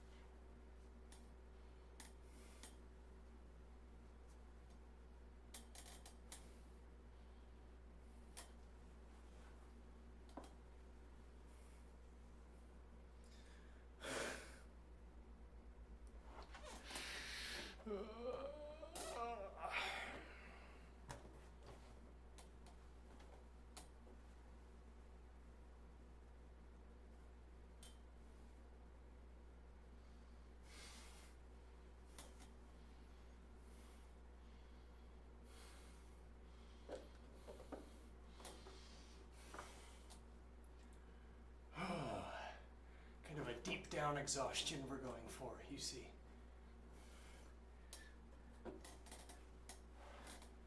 It's not anxiety inducing, I would say. I think lifting a weight is anxiety inducing.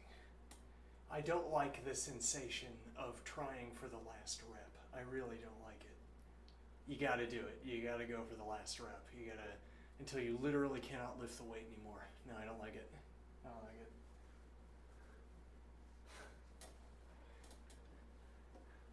Why would that be necessary, do you suppose?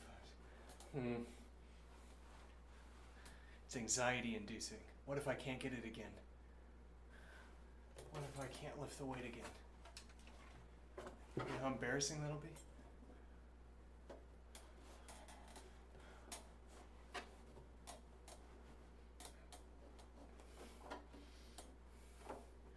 Instead, well, my arm's a little bit peckish. My arm's a little bit dry.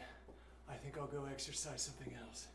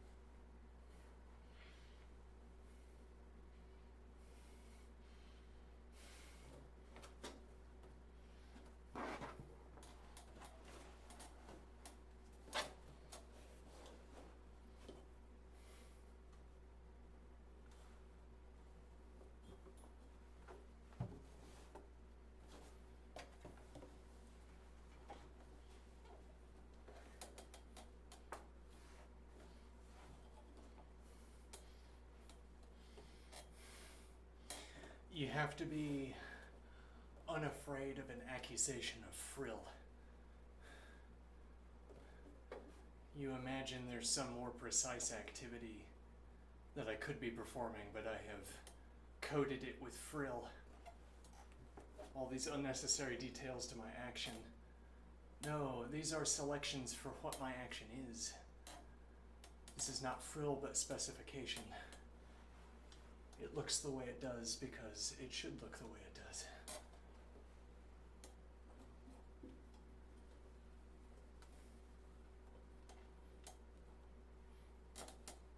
For what I wanted to accomplish, even this was not yet enough. I had to get into a more awkward position. More awkward. And that is merely mechanically required.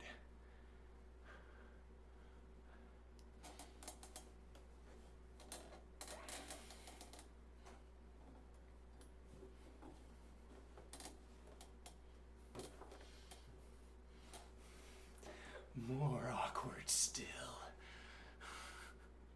The action itself requires me to keep moving in a straight line, even as the ground curves out from underneath me. Straight line, but the ground is curving. Straight line, we're about to fall into the abyss. Straight line, and now we have a tangent line. I don't know, I just made that up. Yeah, whatever.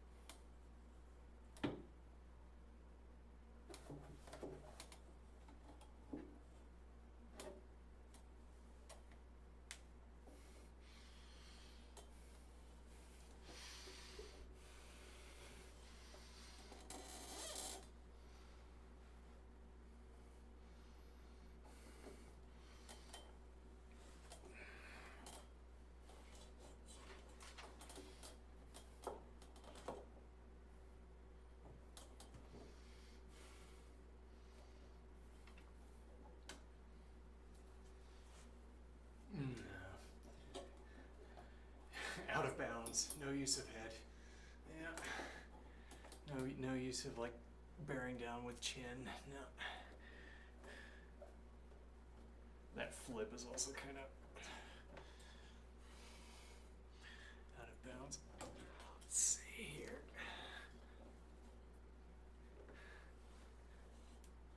Oh, look at that. I found it.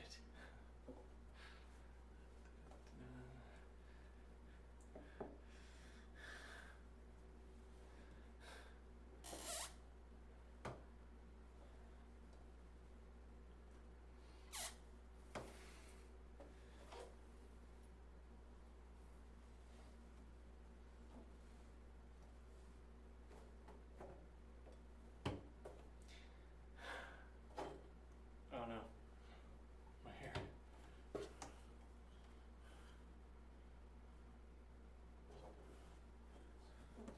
Important.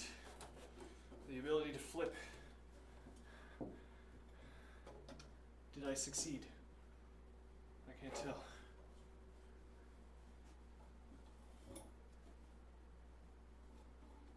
Hold on.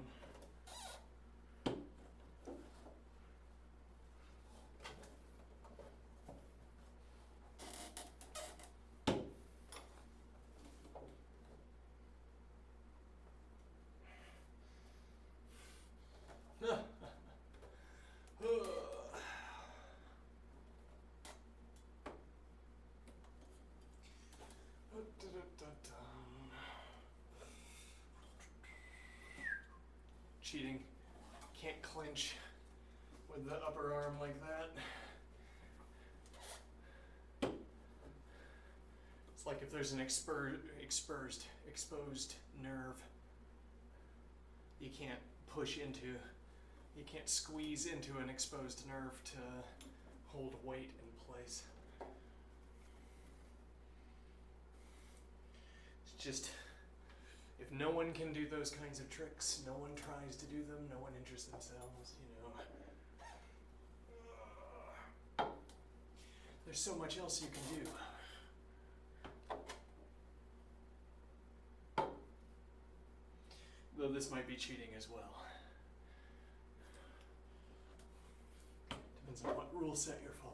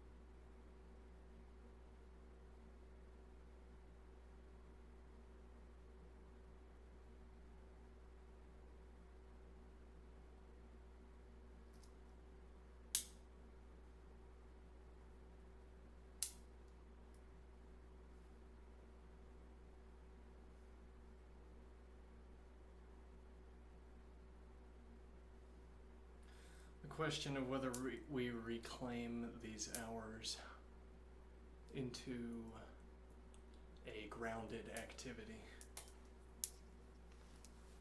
where, forgive me for saying so, what we've been doing for the last 2 hours, 3 hours is a little bit ungrounded. A little bit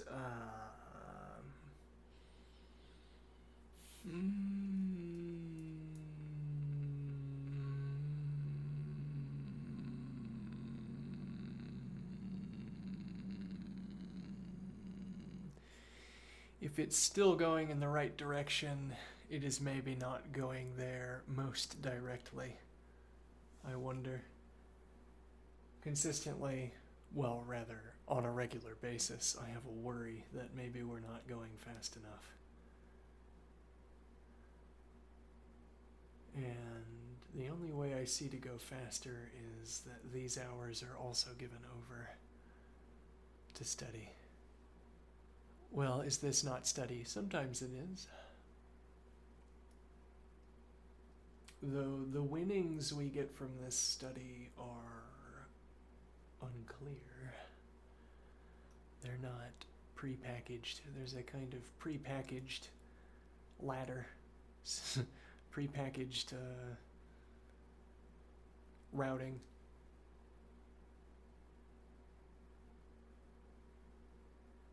We can, as it were, earn one certificate at a time, hour by hour. And there's some finite number of certificates beyond which, well, then we won't be so worried about accruing certificates, I suppose.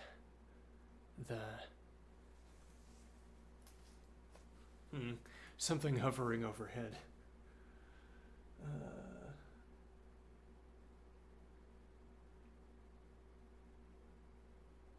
The weight of the requirement to meet the minimal specifications for independence, I suppose.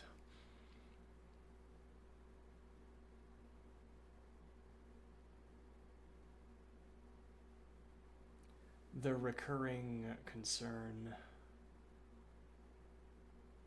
I don't want to be concerned. I just want to... I want to produce so much value that people just take slips of paper from me, give me slips of paper, and I can live every day totally unconcerned. I'll just do exactly whatever I want, and it's so useful. I don't know. So useful that people just pay me to keep doing it.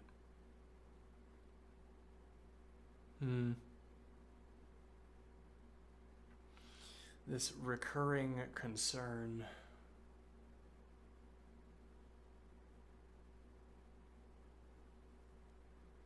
A distraction. A feeling like there's something I should better be doing.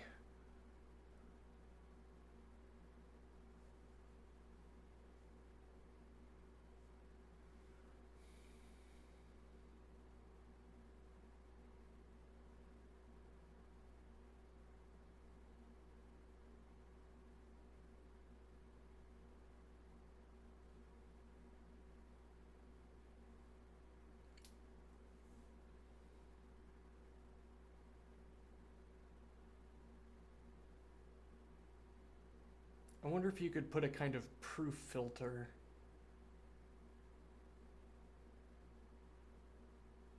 I'm becoming enthused with an idea that might not have any reflection in the real world. This idea of incorporating proofs into your functions.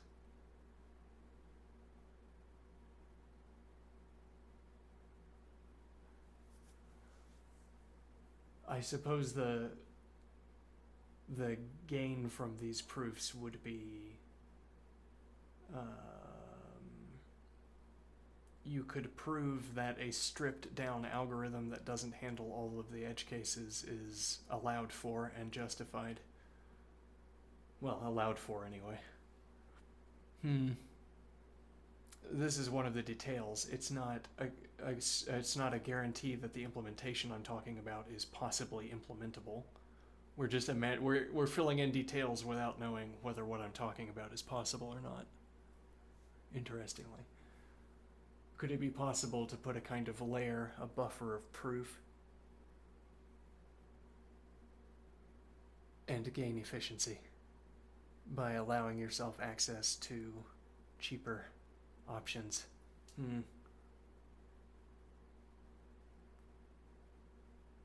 Then maybe a model could come by and say, it's cheap to filter out elements that violate the filter. Or rather, it's cheap, a proof filter is cheap between the data source and this function.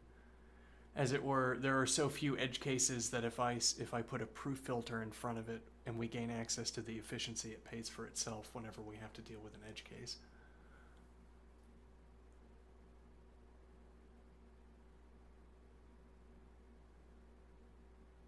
But how is that going to be any different from manually handling the edge cases? Well, what I could do is I could have a big basket for all of the edge cases. They get pre-scanned, I guess, at the proof stage. They get pre-scanned, and I have a big basket of edge cases. Okay, and then some other function comes along that's optimized for handling the edge cases. Interesting. No, I don't know. Yeah, this is the kind of speculation, though, that we're trying to eliminate, right?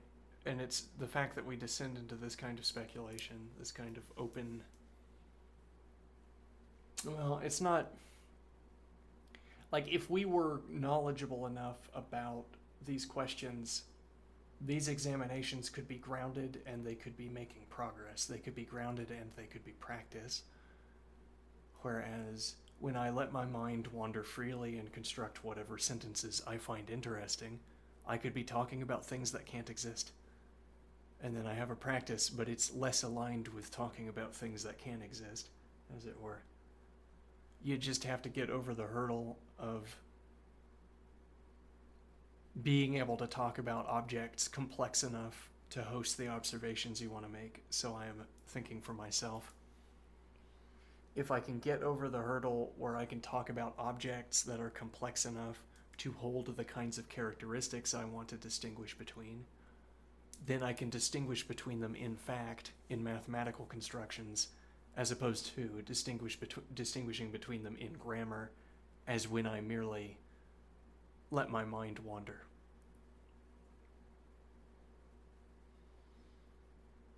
And well, we let the mind wander, but why wouldn't it also be amusing, engaging, interesting to spend this time not wandering, but instead spend this time in focus?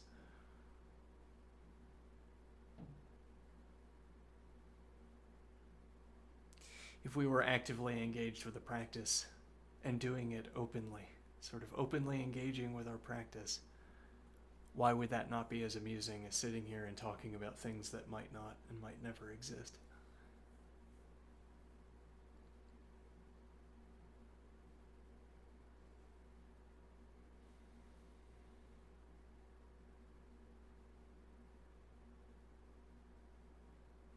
If the concern is that it's now or never, if the concern is that we have to find the thought, we have to find the idea so lovely, so bounteous, that money flows into my pockets, finally. If that's the idea, I think it's wrong, or at any rate, shouldn't be a motivation we follow.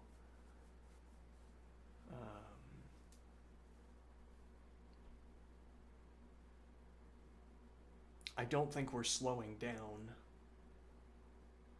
I don't think, for instance, that we've reached some kind of apex, some zenith, beyond which we begin to collapse. I don't think I'm done getting better at whatever practices I choose to take up. I think I am continuing to get better. I think I'm getting faster at getting better. Could be. And the point would be the zenith, if anywhere, is over there. In the future.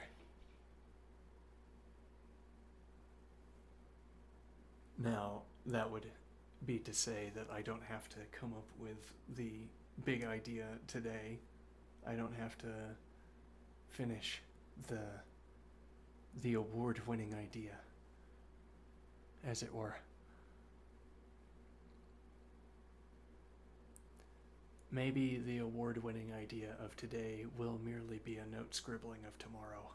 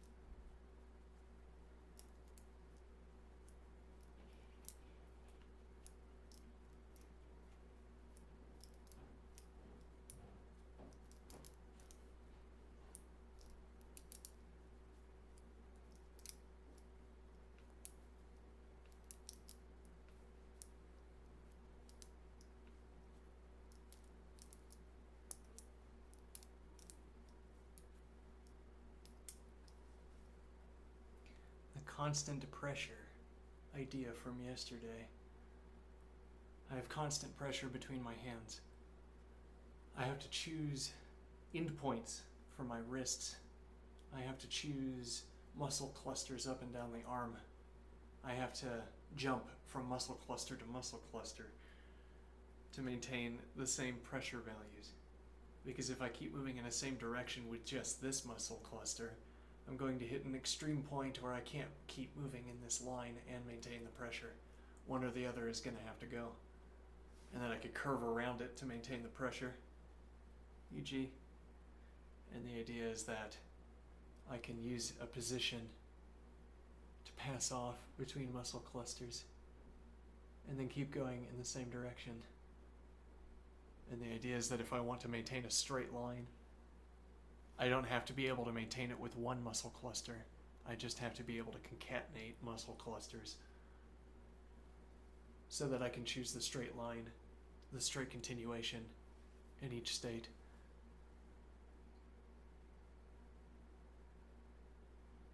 Like a Rube Goldberg machine, except what's maintained is a pressure value between my fingertips. A little bit.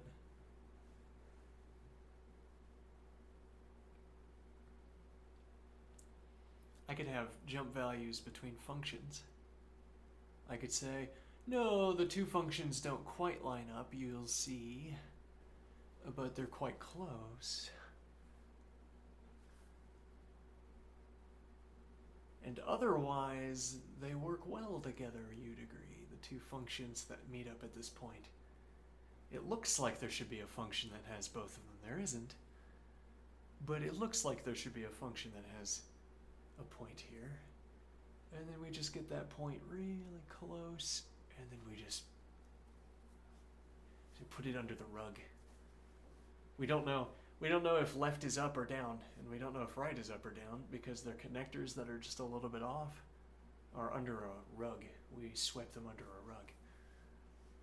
Could be that the left curve goes down a little bit, or it could be that the right curve goes up a little bit, or it could be vice versa. Hold on, how would that work? Let me think here. Oh, could be that it goes way down, or not so far down, or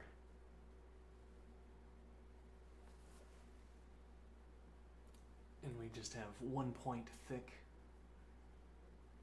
rugs where we can't see which, we just don't know what the value is at that point. We just didn't calculate it. We didn't put it in the big compendium of values of this function, so we don't know what it is at that point. It could be up, it could be down. It's under a rug. But they're so close, we don't worry about it.